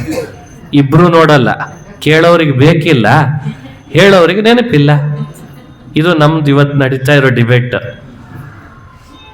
ಸೆಷನ್ಸ್ ಹೇಗಿರ್ಬೇಕು? ಬಹಳ ಶ್ರೇಷ್ಠ. ಇದು ಕಲಿಯುಗದ ವ್ಯವಸ್ಥೆ. ಇದು ಕ್ಷೇಮೇಂದ್ರ ಅಂತ ಹಿಮಾಚಲದ ಪ್ರದೇಶದ ಒಬ್ಬ ಕವಿ ಹೇಳ್ತಾನೆ, ಕಲಿಯುಗದ ಪಾಠ ಹೆಂಗಿರ್ತದ ಅಂತ. ಸ್ಪಷ್ಟಮಗ್ರೇ ಭವಿಷ್ಯತಿ. ಯಾವುದೇ ಪ್ರಶ್ನೆ ಕೇಳ್ರಿ ನೀವು, ಬಹಳ ಸುಲಭ ಉತ್ತರ. ಅಂದ್ರೆ ಗುರು ಬಹಳ ದೊಡ್ಡವ ಅಂತ ಅನಿಸ್ಕೊಳ್ಬಹುದು. ಅದರಿಂದ ಏನು ಅಂದ್ರೆ ಏನೇ ಪ್ರಶ್ನೆ ಕೇಳಿದ್ರು ಮುಂದೆ ಸ್ಪಷ್ಟ ಆಗ್ತದೆ. ಇಷ್ಟು ಹೇಳ್ತಿದ್ರೆ ಆಯ್ತು. ಇದೇ ಕಲಿಯುಗದ ಪಾಠ. ಸ್ಪಷ್ಟಮಗ್ರೇ ಭವಿಷ್ಯತಿ, ಪದೇ ಪದೇ ಹೇಳ್ತಿರೋದಂತ. ನೀನೇನೇ ಪ್ರಶ್ನೆ ಕೇಳು ಮುಂದೆ ಸ್ಪಷ್ಟ ಆಗ್ತದೆ. ಇಲ್ಲೇ ಕೇಳ್ತಾ ಕೊಡ್ಬೇಡ, ಅದು ಮುಂದೆ ಬರ್ತದೆ. ಶಿಷ್ಯನಿಗೆ ಅದು ನೆನಪಿರಲ್ಲ, ಗುರುಗಳು ಅದನ್ನು ಹೇಳೋದೂ ಇಲ್ಲ. ನಡಿಯಪ್ಪ ಅಂತೂ ಮುಗಿಸಿದೆ ಪಾಠ ಅಂತ. ಇದು ಕಲಿಯುಗದ ಸೆಷನ್ಸ್. ಆದರೆ ಭಾಗವತ ಪುರಾಣಗಳಲ್ಲಿ ಏನು ಮಾಡ್ತಾರೆ ಅಂದರೆ, ಎಷ್ಟು ಕಡೆಯಲ್ಲಿ ಶುಕಾಚಾರ್ಯರು ಡಿಕೋಟ್ ಮಾಡೋದು ಅಂತ ಕರಿತೇವೆ ನಾವು ಇದನ್ನ. ವಕ್ಷ್ಯತೆ ವಕ್ಷ್ಯತೆ ಅಂತ ಎಲ್ಲೆಲ್ಲಿ ಹಿಂದೆ ಹೇಳ್ತಾ ಬಂದಿದ್ದಾರೆ ಅದನ್ನೆಲ್ಲ ಮುಂದೆ ಕಂಪ್ಲೀಟ್ ಮಾಡಿದ್ದಾರೆ. ಆಗ ಯಾಕೆ ಹೇಳಲಿಲ್ಲ ಈ ವಿಷಯವನ್ನ, ಇಲ್ಲೇ ಯಾಕೆ ಹೇಳಿದ್ರು, ಇದಕ್ಕಿಂತ ಮೊದಲು ಯಾಕೆ ಹೇಳಲಿಲ್ಲ, ಅದಕ್ಕೂ ಒಂದು ಸ್ಪಷ್ಟೀಕರಣ ಕೊಡ್ತಾರೆ. ಮತ್ತೆ ಇದನ್ನ ಅಲ್ಲೇ ಹೇಳಿದ್ರೆ ಅಲ್ಲೊಂದು ಹೇಳಬೇಕಾದ ವಿಷಯ ಇದೆಯಲ್ಲ, ಅದು ಮರ್ತೋಗ್ತಿತ್ತಂತೆ ನಮಗೆ, ಕೇಳೋರಿಗೆ ಅದನ್ನು ತಲೆಯೊಳಗೆ ತಗೊಳ್ಲಿಕ್ಕೆ ಆಗ್ತಿರ್ಲಿಲ್ಲ. ಅಲ್ಲಿ ಹೇಳಬೇಕಾದದ್ದು ಏನಿತ್ತು, ಋಷಭನ ಬಾಯಲ್ಲಿ ಬರಬೇಕಾದ ಋಷಭ ಗೀತೆಯನ್ನು ಹೇಳಬೇಕಿತ್ತಂತೆ. ಆ ಋಷಭ ಗೀತೆ ವಿಷಯ ಇಂಪಾರ್ಟೆಂಟು, ಅದನ್ನು ಹೇಳದೆ ಈಗ ಇಲ್ಲಿ ಹೇಳ್ತಾ ಇರೋ ವಿಷಯ ಅಲ್ಲೇ ಹೇಳಿಬಿಟ್ಟಿದ್ರೆ ಅದು ನ್ಯೂನ ಆಗಿಬಿಡ್ತಿತ್ತು. ಹಾಗಾಗಿ ಭಾಗವತ ಎಡಿಟೆಡ್ ವರ್ಷನ್, ಅಂದರೆ 17 ಪುರಾಣಗಳನ್ನು ರಚಿಸಿದ ವೇದವ್ಯಾಸರು 18ನೇ ಪುರಾಣ ರಚಿಸುವಾಗ ಸರ್ವಜ್ಞನೇ ಆದರೂ ಹೇಳ್ತೇನೆ ದ ಕಂಪ್ಲೀಟ್ ಮ್ಯಾನ್ ಇದ್ದಂಗೆ, ದ ಕಂಪ್ಲೀಟ್ ಪುರಾಣ ಅಂತ ಹೆಸರು ಇದಕ್ಕೆ. ಇವಾಗೆಲ್ಲ ಅಂತಿರ್ತಾರೆ ದ ಕಂಪ್ಲೀಟ್ ಮ್ಯಾನ್ ಅಂತದ್ದು, ಯಾವುದೋ ಒಂದು ಡ್ರೆಸ್ ಹಾಕೊಂಡು ಕೂಡಲೇ ಅಡ್ವರ್ಟೈಸ್ಮೆಂಟ್ ಕೊಡ್ತಾರಲ್ಲ, ಉಳಿದೆಲ್ಲ ಕಂಪ್ನಿಗಳು ತಯಾರು ಮಾಡೋದೆಲ್ಲ ಹರ್ಕ ಮುರ್ಕ ಬಟ್ಟೆ, ನಮ್ದು ಮಾತ್ರ ದ ಕಂಪ್ಲೀಟ್ ಮ್ಯಾನ್, ಇಡೀ ದೇಹ ಮುಚ್ಚುವ ಬಟ್ಟೆ ಅಂತ. ಹಾಗೆ ಉಳಿದೆಲ್ಲ ಪುರಾಣಗಳೆಲ್ಲ ನಿಮಗೆ ಏಕತ್ರೀಕರಿಸಿ ಒಂದು ವಿಷಯವನ್ನು ಪೂರ್ಣ ನಿಶ್ಚಯಿಸಿಕೊಡ್ತದೆ ಅಂತಿಲ್ಲ. ಆದರೆ ಕೊನೆಗೆ ನಾನು ರಚಿಸಿಕೊಟ್ಟ ಪುರಾಣ ಭಾಗವತ ಇದೆಯಲ್ಲ, ಎಲ್ಲ ಪುರಾಣಗಳಲ್ಲಿಯೂ ಇರುವ ವಿಷಯಗಳನ್ನು ಬ್ರಹ್ಮಸೂತ್ರಗಳಲ್ಲಿ, ಮಹಾಭಾರತದಲ್ಲಿ, ಸಮಗ್ರ ವೇದದಲ್ಲಿರೋದನ್ನೆಲ್ಲ ಕ್ರೋಢೀಕರಿಸಿ ಇದು ಇಷ್ಟು ಅಂತ ನಿಶ್ಚಯಿಸಿ ಕೊಡುವಂತಹ ಪುರಾಣ ನನ್ನ ಪುರಾಣ ಅಂತ ವೇದವ್ಯಾಸರು ಮಾಡಿದ್ದಾರೆ ಈ ಭಾಗವತ. ಅದಕ್ಕೆ ಆ ಪರಂಪರೆ ಕಲಿಯುಗದಲ್ಲಿ ಇನ್ನೂ ಕೂಡ ಪ್ರವೃತ್ತಿಯಾಗಿ ಬರೆದಿದೆ ಅಂತ ಭಾವಿಸ್ಬೇಕು. ಏನಾಗಲಿ ಆಗದಿರಲಿ, ಓದ್ದಿರಲಿ, ಭಾಗವತವನ್ನು ಝಳ ಚೆನ್ನಾಗಿ ಅಧ್ಯಯನ ಮಾಡಿಬಿಟ್ರೆ ಕಂಪ್ಲೀಟ್ ಆಗಿ ಎಲ್ಲ ವಿಷಯಗಳು ಅರ್ಥ ಮಾಡ್ಕೊಳ್ಳಿಕ್ಕಾಗ್ತದೆ. ಹಾಗೆ 5ನೇ ಸ್ಕಂದದಲ್ಲಿ ಹೇಳಬೇಕಾಗಿದ್ದ ವಿಷಯವನ್ನ 11ನೇ ಸ್ಕಂದದಲ್ಲಿ ಮುಂದುವರಿಸ್ತೇನೆ ಎಂದದ್ದಕ್ಕೆ ಮುಂದುವರಿಸಿದ್ದಾರೆ. ಅವರಿಗೆ ಜಯಂತಿಯ ಮಕ್ಕಳಾದ್ದರಿಂದ 9 ಜನರಿಗೆ ಜಾಯಂತಿಯರು ಅಂತ ಹೆಸರು ಬಂತು. ಆ ಜಾಯಂತಿಯರು 9ರಲ್ಲಿ ಒಬ್ಬೊಬ್ಬರ ಹೆಸರುಗಳನ್ನು ಅನುಸಂಧಾನ ಮಾಡಿದರೆ ವಿಶೇಷ. ಕವಿರ್ ಹರಿರ್ ಅಂತರಿಕ್ಷ ಪ್ರಬುದ್ಧ ಪಿಪ್ಪಲಾಯನಃ ಆವಿರ್ಹೋತ್ರೋತ್ ದ್ರುಮಿಲಃ ಚಮಸಕ್ಕರ ಭಾಜನಃ. 9 ಜನ.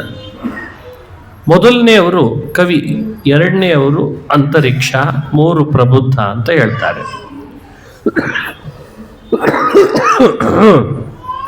ಈ 9 ಜನ ಜ್ಞಾನಿಗಳು ಹಿಂದೆ ಒಬ್ಬ ರಾಜ ಮಾಡ್ತಾ ಇದ್ದಂತ ಯಾಗ ಮಂಟಪಕ್ಕೆ ಅಂತ ಬಂದ್ರಂತ. ವಿದೇಹ ರಾಜ ಮಾಡ್ತಾ ಇದ್ದಂಥ ಒಂದು ಯಾಗ. ಹಿಂದೆಲ್ಲ ಯಾಗ ನಡೀತಾ ಇದೆ ಅಂದರೆ ಯಾರು ಬೇಕಾದರೂ ಜ್ಞಾನಿಗಳು ಆಹ್ವಾನದ ಮೇರೆಗೆ ಅಂತ ಇಲ್ಲ, ಅಂತೂ ಬಂದ್ಬಿಡ್ತಿದ್ರಂತ. ಯಾಗ ನಡೀತಾ ಇತ್ತು, ದೊಡ್ಡ ರಾಜ ಯಾಗ ಮಾಡ್ತಿದ್ದಾನೆ, ಹೋಗೋಣ ಅಂತ ಭಾಗವಹಿಸೋಣ. ಹಾಗಾಗಿ ವಿದೇಹ ರಾಜನ ಯಾಗ ಮಂಟಪಕ್ಕೆ 9 ಜನ ಆಗಮಿಸಿದ್ರು. ಬಹಳ ಸಂತೋಷಪಟ್ಟ. ಈ 9 ಜನರನ್ನು ಕೂಡಿಸಿ, ನಿಮ್ಮ ದರ್ಶನವೇ ನನ್ನ ಭಾಗ್ಯ ನನಗೆ ಅಂತ ಭಾವಿಸಿ ಅವರನ್ನ ಭಾಗವತ ಧರ್ಮ ಹೇಳ್ರಿ ಅಂತ ಪ್ರಶ್ನಿಸಿದ. ಧರ್ಮಾನ್ ಭಾಗವತಾನ್ ಬ್ರೂತ ಯದಿನ ಶ್ರುತಯೇ ಕ್ಷಮಂ. ಭಾಗವತ ಧರ್ಮಗಳನ್ನು ನನಗೆ ಉಪದೇಶ ಮಾಡ್ರಿ ಅಂತ ಪ್ರಾರಂಭ ಮಾಡಿದ. ಯಾಕೆ ಭಾಗವತ ಧರ್ಮದ ಬಗ್ಗೆ ಅಷ್ಟು ಆಸ್ಥೆ ರಾಜ ನಿನಗೆ ಅಂದರೆ, ಯೈ ಪ್ರಸನ್ನ ಪ್ರಪನ್ನಾಯ ದಾಸ್ಯತ್ಯಾತ್ಮಾನ ಅಪ್ಯಜ. ಯಾವ ಧರ್ಮಗಳನ್ನು ಶ್ರವಣ ಮಾಡೋದ್ರಿಂದ, ಆಚರಣೆ ಮಾಡೋದ್ರಿಂದ ಭಗವಂತ ತನ್ನನ್ನೇ ನಮಗೆ ನೀಡ್ತಾನಂತ. ಅಷ್ಟು ಶಕ್ತಿ ಭಾಗವತ ಧರ್ಮಕ್ಕಿದೆ. ಹಾಗಾಗಿ ಅಂಥ ಭಾಗವತ ಧರ್ಮಗಳ ಉಪದೇಶ ನನಗೆ ಮಾಡ್ರಿ. ಅದರಲ್ಲಿ ಕವಿ ಅನ್ನೋ ಜ್ಞಾನಿಗಳು ಭಾಗವತ ಧರ್ಮೋಪದೇಶವನ್ನು ಪ್ರಾರಂಭ ಮಾಡಿದ್ದಾರೆ. ಕವಿರುವಾಚ ಮನ್ಯೇ ಕುತಶ್ಚಿತ್ ಭಯಮಚ್ಯುತಸ್ಯ ಪಾದಾಂಬುಜೋಪಾಸನಮತ್ರ ನಿತ್ಯಂ ಉದ್ವಿಗ್ನ ಬುದ್ಧೇರಸದಾತ್ಮಭಾವಾತ್ ವಿಶ್ವಾತ್ಮನಾ ಯತ್ರ ನಿವರ್ತತೆ ಭೀಹಿ. ಇದೆಲ್ಲ ಬದುಕಿನಲ್ಲಿ ದಿನ ಮಾಡ್ಕೊಂಡು ಹೋಗಬೇಕಾದಂಥ ಭಾಗವತ ಧರ್ಮಗಳು. ಇವತ್ತಿನಿಂದ ನಾವು ನೀವು ಸಾಧ್ಯವಾದಷ್ಟು ಇದನ್ನು ಅಳವಡಿಸ್ಕೊಳ್ಳೋ ಪ್ರಯತ್ನ ಮಾಡೋಣ. ಪಾದಾಂಬುಜೋಪಾಸನ ಮಾತ್ರ ನಿತ್ಯಂ ಮೊದಲನೇ ಭಾಗವತದ ಧರ್ಮ ಇವರು ಉಪದೇಶ ಮಾಡಿದ್ದು. ದಿನನಿತ್ಯ ಮನುಷ್ಯ ಭಗವಂತನ ಪಾದಕಮಲಗಳನ್ನು ಹೃದಯದಲ್ಲಿ ಧ್ಯಾನ ಮಾಡಲಿ, ಇದನ್ನು ಕರೆಗೊಟ್ಟಿದ್ದಾರೆ. ಸ್ವಲ್ಪ ಸಮಯ ಕೊಡ್ರಿ. ಮನುಷ್ಯ ತನ್ನ ಹೃದಯದಲ್ಲಿ ದೇವರ ಪಾದಕಮಲಗಳ ಆರಾಧನೆ ಮಾಡಿದ ಅಂದರೆ, ಉಪಾಸನೆ ಮಾಡಿದರೆ ಏನು ಬರ್ತದೆ? ವಿಶ್ವಾತ್ಮನ ಯತ್ರ ನಿವರ್ತತೆ ಭೀಹಿ, ಸರ್ವಾತ್ಮನ ಅವನ ಒಳಗಿರುವಂತಹ ಭಯ ಪರಿಹಾರ ಆಗ್ತದೆ.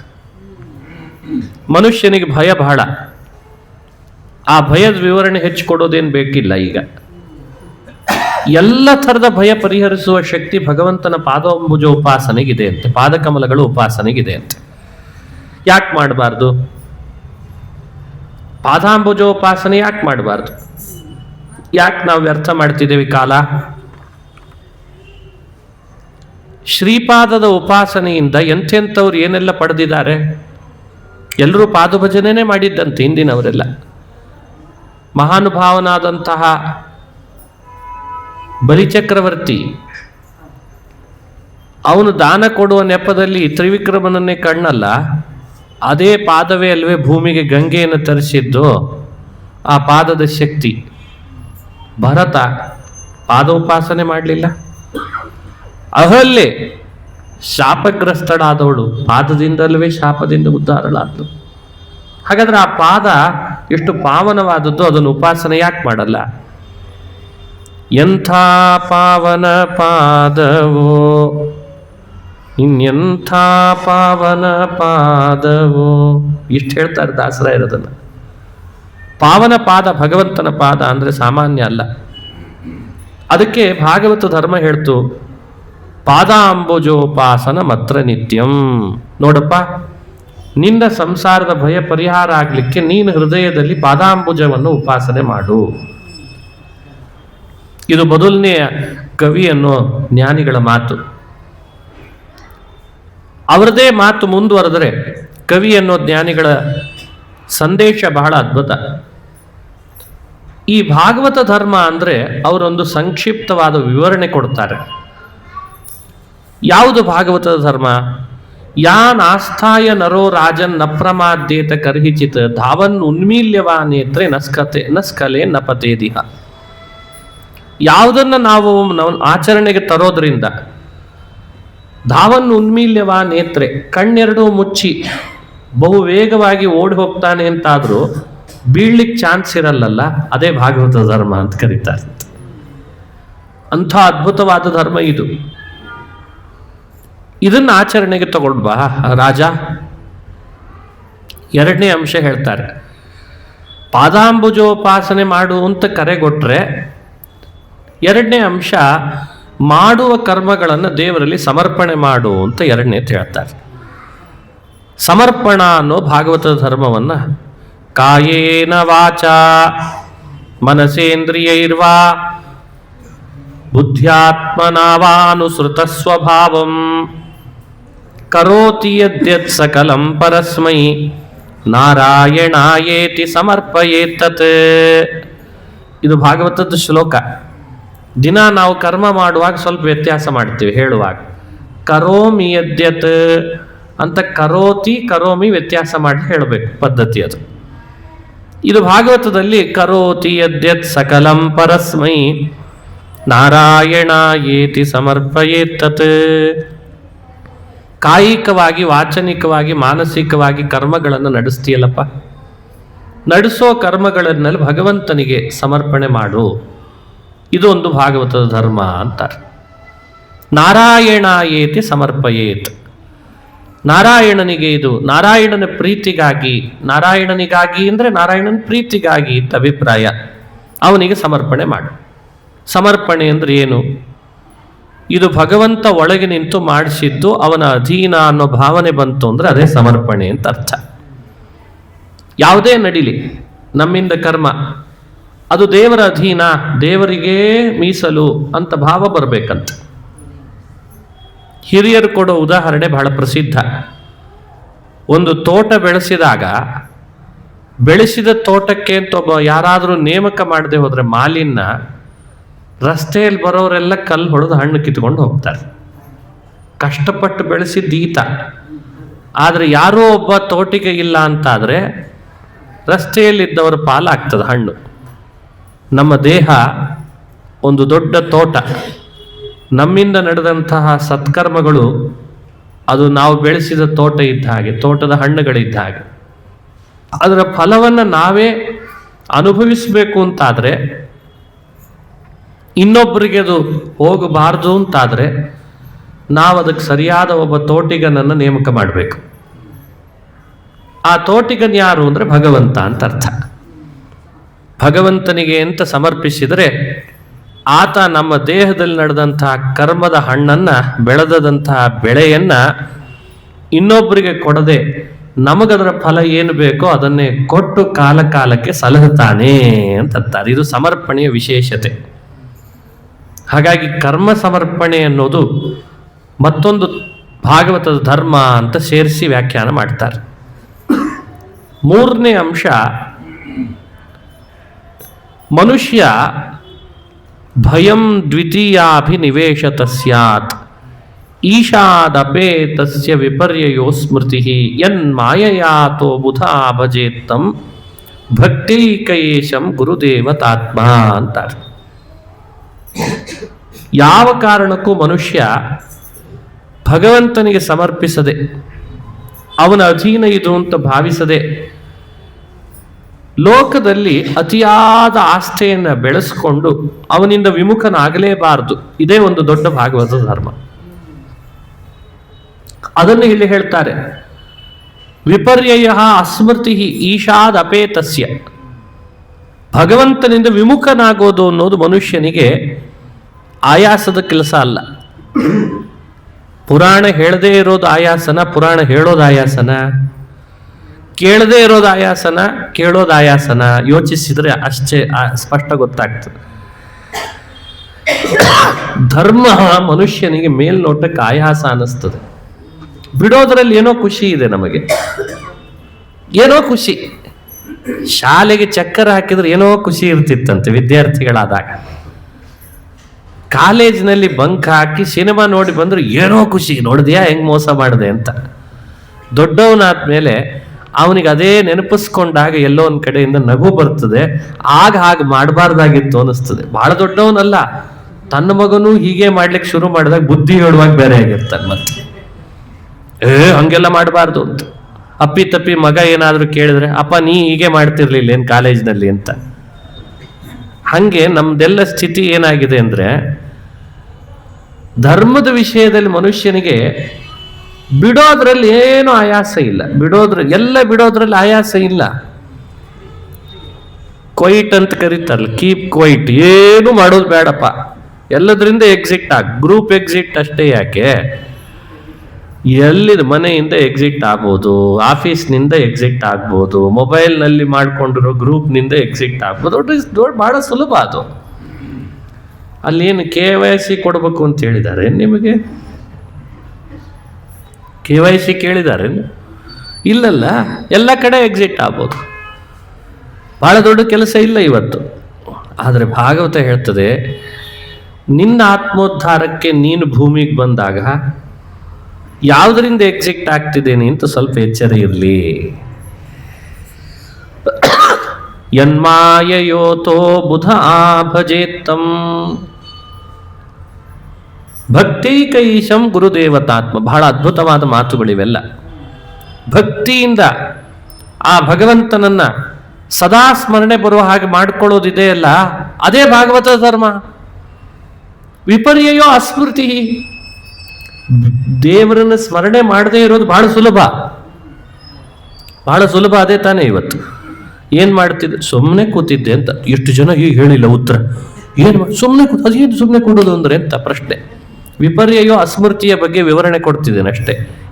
ಏನು ಸುಮ್ಮನೆ ಕೂಡೋದು ಅಂದ್ರೆ ಏನು? ಸಾಧ್ಯನೇ ಇಲ್ಲ. ಸುಮ್ಮನೆ ಕೂಡೋದು ಅಂತ ಸಾಧ್ಯನೇ ಇಲ್ಲ. ಕೃಷ್ಣ ಅದನ್ನು ನಿಷೇಧಿಸ್ತಾನೆ. ನಹಿ ಕಶ್ಚಿತ್ ಕ್ಷಣಮಪಿ ಜಾತು ತಿಷ್ಠತ್ಯಕರ್ಮಕೃತ. ಏನೂ ಮಾಡದೆ ಸುಮ್ಮನೆ ಕೂಡೋದು ಅನ್ನೋದೊಂದು ಅವಸ್ಥೆನೇ ಇಲ್ಲ ಚೇತನನಿಗೆ. ಸುಮ್ಮನೆ ಕೂತಿದ್ದೆ ಅಂತಾನಾದ್ರೂ ಕೂಡ ಬಾಯಲ್ಲಿ ಅಂದ್ರೆ ಅರ್ಥ ಏನು ಗೊತ್ತಾ? ಸುಮ್ಮನೆ ಕೂತಿದ್ದೆ, ದೇವರನ್ನು ಮರ್ತಿದ್ದೆ ಅಂತ ಅರ್ಥ. ಅದನ್ನ ಈ ಭಾಷೆಯಲ್ಲಿ ಹೇಳ್ತಿದ್ದಾನೆ. ಕರ್ತವ್ಯ ಪ್ರಜ್ಞೆ ಮರ್ತಿದ್ದೇನೆ, ದೇವರನ್ನು ಮರ್ತಿದ್ದೇನೆ, ಅದನ್ನ ಬಾಯಲ್ಲಿ ಹೇಳಿದ್ರೆ ಅವಮಾನ ಆಗ್ತದೆ, ಅದಕ್ಕೆ ಸುಮ್ಮನೆ ಕೂತಿದ್ದೆ ಅಂತ ಹೇಳ್ತಾರೆ. ಎಷ್ಟೋ ಸಮಯದಲ್ಲಿ ನಮ್ಮ ಭಾಷೆಗಳೆಲ್ಲ ನಾವು ಯಾಕೆ ಬದಲಾಯಿಸ್ಕೊಂಡಿದ್ದೇವೆ ಅಂದರೆ ಅವಮಾನ ಆಗಿ ಬೈಬಾರ್ದು ಅಂತ. ಯಾಕೆ ಲೇಟಾಗಿ ಬಂದ್ರಿ, ಅದಕ್ಕೆ ಉತ್ತರ ಏನು, ತಡ ಆಯಿತು ಅಂತ. ಲೇಟಿಗೆ ತಡ ಉತ್ತರನಾ? ಲೇಟಿಗೆ ತಡ ಉತ್ತರ ಅಲ್ಲ. ಹಾಗೆ ಸುಮ್ಮನೆ ಯಾಕೆ ಕೂತಿದ್ರಿ ಅಂದ್ರೆ ಸುಮ್ಮನೆ ಕೂತಿದ್ದೆ ಅಂತಾನೆ, ಹಾಗೆ ಸುಮ್ಮನೆ ಅಂತಾನೆ, ಅದು ಉತ್ತರ ಅಲ್ಲ. ದೇವರನ್ನು ಮರ್ತಿದ್ದೆ ಅನ್ನೋದೇ ಅದರ ತಾತ್ಪರ್ಯ. ಅದನ್ನು ಭಾಗವತ ಮೊದಲೇ ಹೇಳ್ತದೆ, ಇದನ್ನು ಮಾಡಬೇಡ ಅಂತ ಹೇಳ್ತದೆ ಅಷ್ಟೇ. ವಿಪರ್ಯಯೋ ಅಸ್ಮೃತಿ. ಇದು ಕವಿ ಎನ್ನುವಂತಹ ಜ್ಞಾನಿಗಳು ನಮಗ್ ಕೊಡುವ ಸಂದೇಶಗಳಲ್ಲಿ ಇದೊಂದು ಭಾಗವತದ ಧರ್ಮ ಅಂತಾರೆ. ಮತ್ತೊಂದು ಹೇಳ್ತಾರೆ, ನಮ್ಮ ದೈನಂದಿನ ಬದುಕಿನಲ್ಲಿ ಭಾಗವತ ಧರ್ಮವನ್ನು ಹೇಗೆ ಅಳವಡಿಸ್ಕೊಳ್ಬೇಕು. ಶೃಣ್ವನ್ ಸುಭದ್ರಾಣಿ ರಥಾಂಗಪಾಣೇ ಜನ್ಮಾನಿ ಕರ್ಮಾಣಿ ಚಯಾನಿ ಲೋಕೆ ಗೀತಾನಿ ನಾಮಾನಿ ತದರ್ಥಕಾನಿ ಗಾಯನ್ ವಿಲಜ್ಜೋ ವಿಚರೇದ ಸಂಗಃ. ಈ ಸ್ಥಿತಿ ತಲುಪಲಿಕ್ಕೆ ಅವಕಾಶ ಇದೆ ಮನುಷ್ಯನಿಗೆ.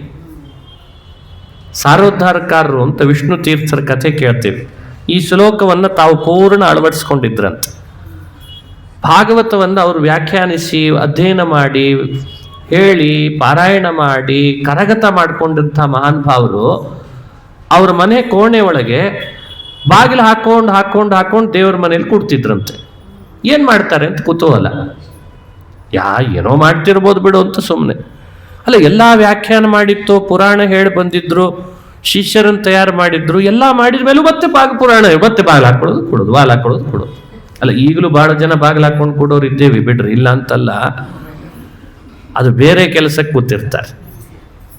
ಅವರು ಬಾಗಿಲಾಗಿ ಯಾಕೆ ಹೀಗ್ಯಾಕೆ ಮಾಡ್ತಾರೆ ಅಂತ ಒಂದ್ಸಲಿ ಕುತೂಹಲದಿಂದ ಸಾರೋದ್ಧಾರಕಾರರು ಯಾವ ಕೋಣೆಯಲ್ಲಿ ಕೂತಿದ್ರು ಹೋಗಿ ತೆಗೆದು ನೋಡಿದ್ರಂತೆ. ಭಾಗವತ ಪುಸ್ತಕ ತಲೆ ಮೆಟ್ಕೊಂಡು ಕುಣಿತಿದ್ರಂತೆ ದೇವ್ರ ಮುಂದೆ. ಕುಣಿತಿದ್ದಾರೆ, ಅಳುತ್ತಿದ್ದಾರೆ, ಗಾಬರಿಯಾಗಿ ವಾಪಸ್ ಬಂದ್ಬಿಟ್ರಂತೆ. ಎಲ್ಲ ಮುಗಿಸ್ಕೊಂಡು ಎಷ್ಟೊತ್ತು ರಾತ್ರಿ ಯಾವಾಗಲೋ ವಾಪಸ್ ಬಾಗಿಲ ತೆಗಿತಿದ್ರಂತೆ. ತೆಗೆದು ಬಂದಾಗ ಕೇಳಿದ್ರು, ಯಾಕೆ ಏನು ಮಾಡ್ತಿದ್ರಿ ಅಂತ. ಅದೊಂದು ಶ್ಲೋಕ ಅರ್ಥ ಆಗಿರ್ಲಿಲ್ಲ, ಅದನ್ನು ಅರ್ಥ ಮಾಡಿಸ್ದ, ಅದಕ್ಕೆ ಭಾಗವತ ಹಿಡ್ಕೊಂಡು ಕುಣದೆ ಅಂತಿದ್ರಂತೆ. ಈ ಸ್ಥಿತಿ ನಾವು ಯಾವತ್ತು ತಲುಪಬೇಕು ನೋಡಿ. ಹೇಳ್ತಾರೆ, ಶೃಣ್ವನ್ ಸುಭದ್ರಾಣಿ ರಥಾಂಗ ಪಾಣೇ ಜನ್ಮಾನಿ ಕರ್ಮಾಣಿ ಚ ಯಾನಿ ಲೋಕೆ. ಯಾನಿ ಜನ್ಮಾನಿ ಕರ್ಮಾಣಿ ಸುಭದ್ರಾಣಿ ರಥಾಂಗ ಪಾಣೇ ಲೋಕೆ ಶೃಣ್ವನ್. ಶ್ರವಣ ಮಾಡ್ತಾ ಮಾಡ್ತಾ ಒಂದ್ಸಲಿ ಮೈಮರಿ, ಹೇಳ್ತಾ ಮೈಮರಿ, ಕೇಳ್ತಾ ಮೈಮರಿ. ಗೀತಾನಿ ನಾಮಾನಿ ತದರ್ಥಕಾನಿ ವಿಲಜ್ಜ ವಿಚರೇತ್ ಅಂತ ಹೇಳ್ತಾರೆ. ಯಾವ ಲಜ್ಜೆನೂ ಪಡಬೇಡ ಈ ವಿಷಯದಲ್ಲಿ. ಯಾರೇನಂತಾರೋ ಮೈಮರೆತು ಕುಣಿಯುವಾಗ ಮನುಷ್ಯನಿಗಿರೋದು ಅದೇ ಒಳಗಡೆಯಲ್ಲಿ ಏನೋ ಒಂದು ವಿಚಿತ್ರ ಭಾವನೆ. ನನ್ನ ಹುಚ್ಚ ಅಂದರೆ, ನನ್ನನ್ನು ಬೈದ್ರೆ, ಆಡ್ಕೊಂಡ್ರೆ, ವ್ಯಂಗ್ಯ ಮಾಡಿದರೆ, ನನ್ನ ಕುಣಿತವನ್ನ, ನನ್ನ ಧ್ವನಿಯನ್ನು ಅಣಕಿಸಿದರೆ, ಇದೇ ಅಲ್ವೇ ನಮಗಿರೋದು. ಅದಕ್ಕೆ ಭಾಗವತ ಹೇಳ್ತದೆ, ಗಾಯನ್ ವಿಲಜ್ಜೋ ವಿಚರೇದ ಸಂಗಃ. ನಿನ್ನ ಧ್ವನಿ ಹೆಂಗೇ ಇರಲಿ, ನಿನ್ನ ಮುಖ ಹೆಂಗೇ ಇರಲಿ, ನೀನು ಎಂಥದ್ದೇ ಅಲಂಕಾರ, ಎಂಥದ್ದೇ ವೇಷ ಭೂಷ, ನಿನ್ನ ಮಾತು ಹೆಂಗೇ ಇರಲಿ, ನೀ ಕುಣಿ, ನಾನು ನಿನ್ನ ಜೊತೆ ಕುಣಿತೀನಿ ಅಂತಾನಂತೆ ಭಗವಂತ. ಇದು ಭಾಗವತದ ಧರ್ಮ ಅಂತ ಹೇಳಿಕೊಡ್ತಿದ್ದಾರೆ. ನಗುವರೋ, ರೋದಿಸುವರೋ, ನಾಟ್ಯವಾಡುವರೋ, ಬಗೆಯರೋ, ಬಡತನ ಭಾಗ್ಯ ಭಾಗವತರೋ. ನೋಡಿ, ಈ ಮಾತು ಭಾಗವತದ್ದೇ. ಈ ಮಾತನ್ನು ಇವರು ವಿವರಣೆ ಕೊಡ್ತಾರೆ. ಹಸತ್ಯಥೋ ರೋದಿತಿ ರೌತಿ ಗಾಯತ್ಯುನ್ಮಾದವನ್ ನೃತ್ಯತಿ ಲೋಕ ಬಾಹ್ಯ ಏವಂ ವ್ರತಶ್ಚ ಪ್ರಿಯಕಿ ನಾಮ ಕೀರ್ತ್ಯ ಜಾತಾನುರಾಗೋ ಧೃತ ಚಿತ್ತ ಉಚ್ಚೈಹಿ. ಶ್ರವಣಾದಿಗಳನ್ನು ಆಚರಣೆ ಮಾಡ್ತಾ ಮಾಡ್ತಾ, ಗಾನ ಮಾಡ್ತಾ, ನಾಮ ಹೇಳ್ತಾ, ಕಥೆಗಳನ್ನು ಹೇಳ್ತಾ ಕೇಳ್ತಾ, ಇನ್ನೊಬ್ಬರಿಗೆ ಕೇಳಿಸ್ತಾ ಇದ್ದವನು ಭಗವಂತನ ಅಪರೋಕ್ಷ ಜ್ಞಾನ ಆಗಿಬಿಡ್ತದಂತ. ಒಂದು 10 ದಿವಸ ಮಾಡ್ರಿ ನೋಡೋಣ, ಒಂದು 10 ದಿವಸ ಮಾಡೋಣ ನಾವು ನೀವು ಸೇರ್ಕೊಂಡು. ಉತ್ತರದ ಕಡೆ ಇದನ್ನು ಮಾಡ್ತಾರೆ, ಕುಣಿತಾರೆ, ನರ್ತನ ಮಾಡ್ತಾರೆ, ನಾಮ ಹೇಳ್ತಾರೆ. ಹಾಡು ಹೇಳ್ತಾರೆ, ಗಾನ ಮಾಡ್ತಾರೆ, ಒಂದು ಸ್ವಲ್ಪ ಮನಸ್ಸು ಆಚೆ ಈಚೆ ಆಗದಂತೆ ಕೃಷ್ಣನಲ್ಲಿ ಮುಡುಪಾಗಿಡ್ತಾರೆ. ಹೀಗೆ ಮಾಡುವವನಿಗೂ ಭಗವಂತನ ಸಾಕ್ಷಾತ್ಕಾರ ಆಗ್ತದೆ. ಆದ್ದರಿಂದ ಇದು ಒಂದು ಭಾಗವತದ ಧರ್ಮ ಅಂತ ವ್ಯಾಖ್ಯಾನ ಮಾಡಿದ್ದಾರೆ. ಇದನ್ನು ಯಾವಾಗ ನಾವು ಮಾಡ್ತೇವೆ? ಮಾಡಿದ್ದಾರೆ, ಉದ್ಧವಾದಿಗಳು ಮಾಡಿದ್ದಾರೆ. ದಾಸರ ಕಥೆಗಳನ್ನು ಹೇಳುವಾಗಲೂ ಕೂಡ ಈ ವಿಷಯ ಕೇಳ್ತೇವಲ್ಲ, ನಗುತ್ತಾರೆ, ಅಳ್ತಾರೆ. ಆತ ಬಂದು ಕೇಳಿದ್ನಂತೆ, ಯಾರು ಕನಕಪ್ಪ ಹೇಳ್ಕೊಟ್ನಂತೆ ಇವನಿಗೆ, ನನ್ನನ್ನು ಕರೀಲಿಕ್ಕೆ ಹೇಳಿದ್ರಲ್ಲ, ನೀನೇನೋ ಕರೆತಂದು, ನಿನಗೀಗ ಆ ಗಡ್ಡೆಯಲ್ಲಿ ಕೂತಂಥವ್ರು ಕೇಳ್ತಾರೆ, ಕನಕಪ್ಪನ ಕರ್ಕೊಂಡು ಬಂದದ್ದಕ್ಕೆ ನಿನಗೇನು ಕೊಡೋಣ ಅಂತ. ಒಬ್ಬ ಕುರಿಗಾಯವನಿದ್ದಂತಲ್ಲಿ, ಕನಕಪ್ಪನ ಕರ್ಕೊಂಡು ಬಾ ಅಂತ ಹೇಳಿದ್ರಂತೆ. ಯಾರು? ವಾದಿರಾಜರು, ವ್ಯಾಸರಾಜರು, ಪುರಂದರದಾಸರು. ಕನಕಪ್ಪ ಒಬ್ಬ ಇದ್ರೆ ಚೆನ್ನಾಗಿರ್ತಿತ್ತು, ಕರ್ಕೊಂಡು ಬಾ ಅಂತ ಕುರಿಗಾಯವನಿಗೆ ಹೇಳಿ ಕಳಿಸಿದ್ರು. ಕುರಿಗಾಯವನ್ ಕರ್ಕೊಂಡು ಬಂದ ಕನಕದಾಸರನ್ನ. ಕರ್ಕೊಂಡು ಬರುವಾಗ ಕನಕದಾಸರು, ನೋಡು, ಈಗ ನೀ ನನ್ನಲ್ಲಿ ಕರ್ಕೊಂಡು ಹೋಗ್ತಿ, ಅಲ್ಲಿ ಕೂತವರೆಲ್ಲ ಸಾಧಾರಣರಲ್ಲ, ಒಬ್ಬೊಬ್ರು ನಿನಗ್ ಕೇಳ್ತಾರೆ, ಅಲ್ಲೋ ಇವನನ್ನು ಕರ್ಕೊಂಡು ಬಂದೆಲ್ಲ ನಿನಗೇನು ಕೊಡೋಣ ಅಂತ ನೀನೇನು ಕೇಳ್ತಿ ಅಂತ ಹೇಳಿದ್ರಂತೆ. ಅದಕ್ಕೆ ಕುರಿಗಾಯವನ್, ನನಗೇನು ಗೊತ್ತಿದೆ ಸ್ವಾಮಿ, ನಾನೇನು ಕೇಳ್ಕೊಂಡೀನಿ, ಕುರಿಗಾಯವನಷ್ಟೇ ನಾನು ಅಂತಂದಂತಾತ. ಹಾಗನ್ಬೇಡುವೋ, ನೋಡು ನಾನು ಹೇಳ್ಕೊಡ್ತಿದ್ದೆ, ಹಾಗೆ ಕೇಳ್ಕೊ ಅಂದ್ರಂತ. ಏನು ಹೇಳು ಕನಕ, ನೀ ಏನು ಹೇಳ್ತೀನಿ ನಾನು ಅದನ್ನೇ ಹೇಳ್ತೀನಿ. ನೀವಿಷ್ಟೋ ತನಕ ಅಳ್ತಿದ್ರಿ, ನಗತಿದ್ರಿ, ಜೋರಾಗಿ ಕೂಗ್ತಿದ್ರಿ, ಏನೇನೋ ಮಾತಾಡ್ತಿದ್ರಿ, ಅದ್ರೊಳಗಿನ ಸ್ವಲ್ಪ ನನಗೆ ಕೊಡ್ರಿ ಸಾಕು ಅಂತ ಕೇಳ್ಕೊ ಅಂತ ಹೇಳ್ಕೊಟ್ಟಿದ್ರಂತ ಕನಕದಾಸರು. ಆ ಕುರಿಗಾವ ಅದನ್ನೇ ಕೇಳ್ಕೊಂಡಂತೆ. ಹೇಗೆ ಕನಕದಾಸರು ಹೇಳಿದ್ರೋ ಹಾಗೇ ನಡೀತಂತೆ ಪ್ರಸಂಗ. ಇವ ಕರ್ಕೊಂಡು ಹೋದ, ಬಂದ ನೋಡು ಬುದ್ಧಿ ಕನಕ ಅಂತ ಹೇಳ್ದ ಕುರಿಗಾಯವನು. ತಕ್ಷಣಕ್ಕೆ ಅವ್ರು ಕೇಳಿದ್ರಿ ಇವನಿಗೆ, ಅಲ್ಲೋ ನಿನಗೇನು ಬೇಕೋ ಮತ್ತೆ ಕರ್ಕೊಂಡು ಬಂದಿಲ್ಲ ಕನಕನ್ನ ಅಂತ ಕೇಳಿದ ಕೂಡಲೇ ಆತ ಉತ್ತರ ಕೊಟ್ಟ, ನೀವು ನಗತಿದ್ರೊಳಗೆ ಅಳತಿದ್ರೊಳಗೆ ಸ್ವಲ್ಪ ನನಗೆ ಕೊಟ್ರಿ ಪಾಲು ಸಾಕು ನಾನು ಅಂತಂದಂತೆ. ಈ ರೀತಿ ಹೇಳ್ಕೊಟ್ಟವ್ನು ಯಾರು ಅಂದ್ರತ್, ಮತ್ತೆ ಹಿಂಗ್ ಕೇಳಬೇಕು ಅಂತ ಹೇಳ್ಕೊಟ್ಟವ್ನು ಯಾರು ಅಂದ್ರತ್. ನಿನ್ನ ಬುದ್ಧಿಯಿಂದ ಬಂದದ್ದಲ್ಲ ಇದು, ಹಿಂಗ್ ಕೇಳಬೇಕು ಅಂತ. ಇದನ್ನ ಹೇಳ್ಕೊಟ್ಟವ್ರು ಯಾರು ಅಂದ್ರೆ, ಇಲ್ಲ ಕನಕ ಹೇಳ್ಕೊಟ್ಟು, ಗೊತ್ತಿತ್ತು ನಮಗೆ ಅಂದ್ರಂತೆ. ಸಿಗ್ತದ ಹೋಗು ಅಂದ್ರೆ ಅವರೇ ಇವತ್ತು ಜಗನ್ನಾಥದಾಸರಾಗಿ ಬಂದ್ರಂತೆ. ಅವರೇ ಜಗನ್ನಾಥದಾಸರು. ಅವರ ಬಾಯಲ್ಲಿ ಬಂದದ್ದೇ ಈ ಮಾತುಗಳು. ಸುಲಭನೋ ಹರಿ ತನ್ನವರನು ಅರಗಳಿಗೆ ಬಿಟ್ಟಗಲನೋ, ರಮಾಧವಲ ಒಲಿಸಲರಿಯದೆ ಪಾಮರರು ಬಳಲುವರು ಭವದೊಳಗೆ. ಅಂದಾಜೋಳು ಹತ್ತದ್ದು ನಕ್ಕದ್ರೊಳಗೆ ಸ್ವಲ್ಪ ಕೊಡ್ರಿ ಅಂತ ಕೇಳ್ಕೊಂಡಿದ್ರ ಪ್ರಭಾವ ಜಗನ್ನಾಥದಾಸರಾದರು ಅಂತ ವ್ಯಾಖ್ಯಾನ ಮಾಡ್ತಾರೆ. ಇದು ಭಾಗವತ ಧರ್ಮದ ಪ್ರಭಾವ. ಇದೇ ಭಾಗವತದ ಧರ್ಮ ಅಂತ ಸಾರಿದ್ರು ಜಗತ್ತಿಗೆ ಅವರೆಲ್ಲ. ಮಲಗಿ ಪರಮಾದರದಿ ಪಾಡಲು, ಇದೆಲ್ಲ ಭಾಗವತದ ಧರ್ಮ ಅಂತ ಹೇಳಿದ್ದಾರೆ. ಅದನ್ನೇ ಇಲ್ಲಿ ತಿಳಿಸ್ತಾರೆ. ಎಷ್ಟು ಸಮಯ? ಇನ್ನು 2 ಅಂಶಗಳನ್ನು ಹೇಳಿ ಮುಕ್ತಾಯ ಮಾಡೋಣ. ಭಾಗವತ ಧರ್ಮದ ಮತ್ತೊಂದು ಅಂಶ, ಉಪಾಸನೆ ಮಾಡುವ ಉಪಾಸಕರಿಗೆ ಅಧಿಷ್ಠಾನಗಳು ಯಾವುದು? ಹರೇರ್ ಉಪಾಸನಾರ್ಥಂ ಅಧಿಷ್ಠಾನಂ ಆಹ. ಉಪಾಸನೆ ಮಾಡಬೇಕು ಭಗವಂತನನ್ನು, ಅವುಗಳಿಗೆ ಅಧಿಷ್ಠಾನ ಯಾವುದು?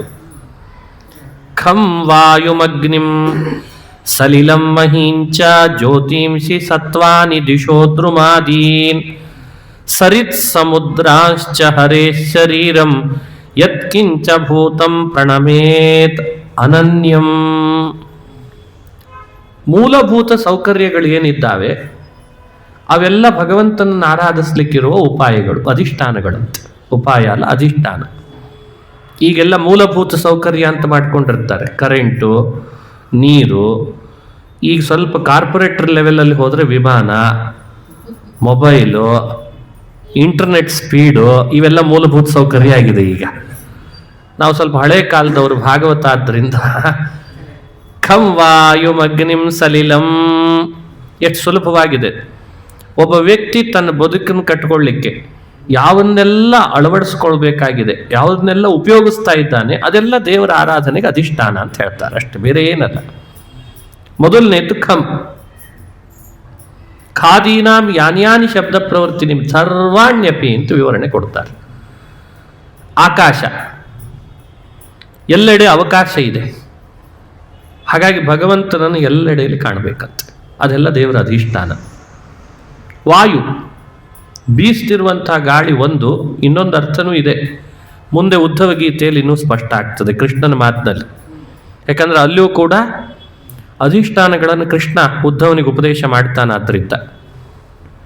ಸಲಿಲಂ ಮಹೀಂಚ, ಅಗ್ನಿ, ನೀರು, ಭೂಮಿ, ನಕ್ಷತ್ರಗಳು, ಸತ್ವಾನಿ ದಿಶೋ ದ್ರುಮಾದೀನ್, ಸತ್ವಯುತವಾದ ಪ್ರಾಣಿ, 10 ದಿಕ್ಕುಗಳು, ಗಿಡ ಮರಗಳು, ನದಿಗಳು, ಸಮುದ್ರ ಎಲ್ಲ ಭಗವಂತನ ಅಧಿಷ್ಠಾನ ಅಂತ ದಿನ ಭಾವಿಸ್ಬೇಕಂತ.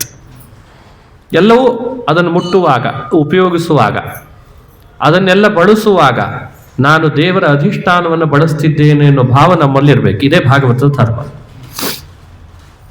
ನೀರೆಷ್ಟು ಉಪಯೋಗಿಸ್ತಿದ್ದಿ, ಎಷ್ಟೆಲ್ಲ ನೀರನ್ನು ನೀನು ಬಳಕೆ ಮಾಡ್ತಿದ್ದಿ, ಅದು ಭಗವಂತನ ಅಧಿಷ್ಠಾನ. ಎಚ್ಚರ ಇರಲಿ. ಭೂಮಿಯಲ್ಲಿ ಎಲ್ಲೆಲ್ಲಿ ನೀನು ಸಾಗ್ತಿದ್ದಿ, ನೀನು ಸಾಗುವ ಭೂಮಿ, ಸಾಗದ ಭೂಮಿ, ಅದೆಲ್ಲವೂ ಭಗವಂತನ ಅಧಿಷ್ಠಾನ. ಎಚ್ಚರ ಇರಲಿ ನಿನಗೆ. ಹೀಗೆ ಅಧಿಷ್ಠಾನಗಳ ಬಗ್ಗೆ ವಿಶೇಷ ಮಾಹಿತಿಯನ್ನು ಒದಗಿಸಿ ನಮಗನುಸಂಧಾನ ಮಾಡಿಸ್ತಾರೆ.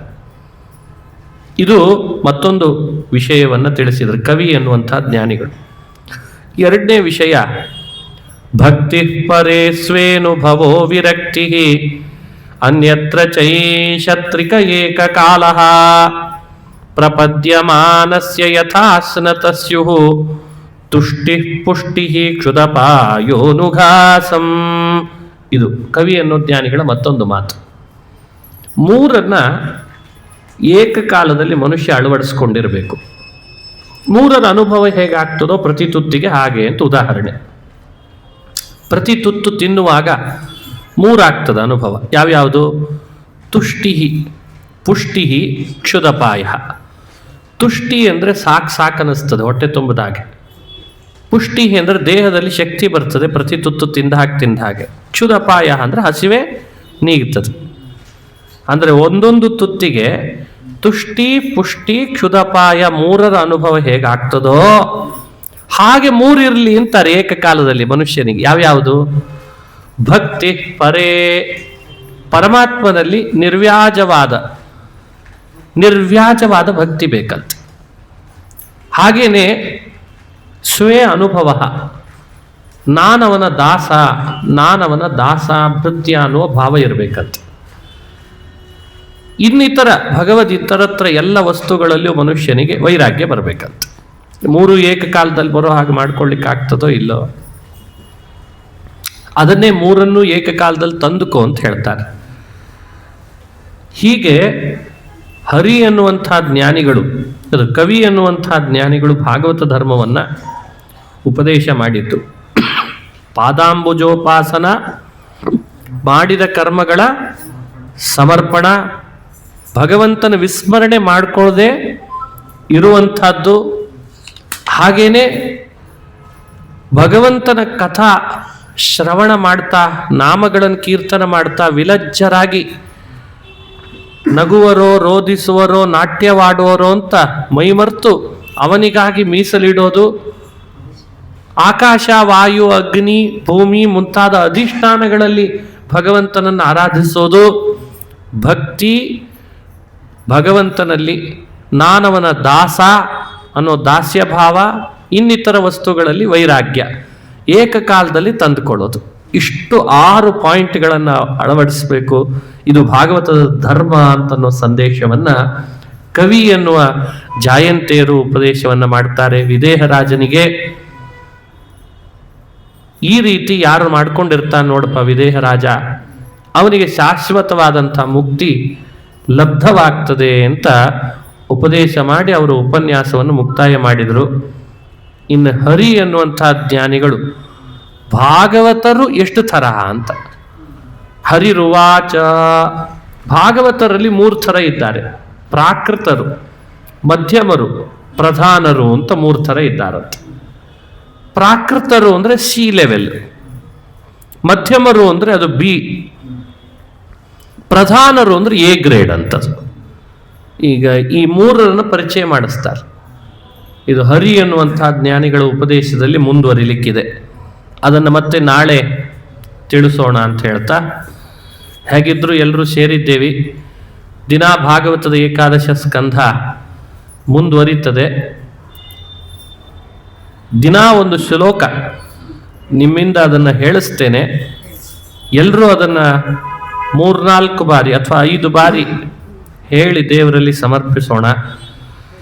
ಎಲ್ರಿಗೂ ಬರುವಂತೆ ರಾಮಕೃಷ್ಣನ ಸ್ತೋತ್ರನೇ ಕಠಿಣವಾದದ್ದು ಹೇಳೋದ್ರಿಂದ ಎಲ್ರಿಗೂ ಕಷ್ಟ ಆಗ್ಬೋದು ಅಂತ. ಆಪದಾಮಪಹರ್ತಾರಂ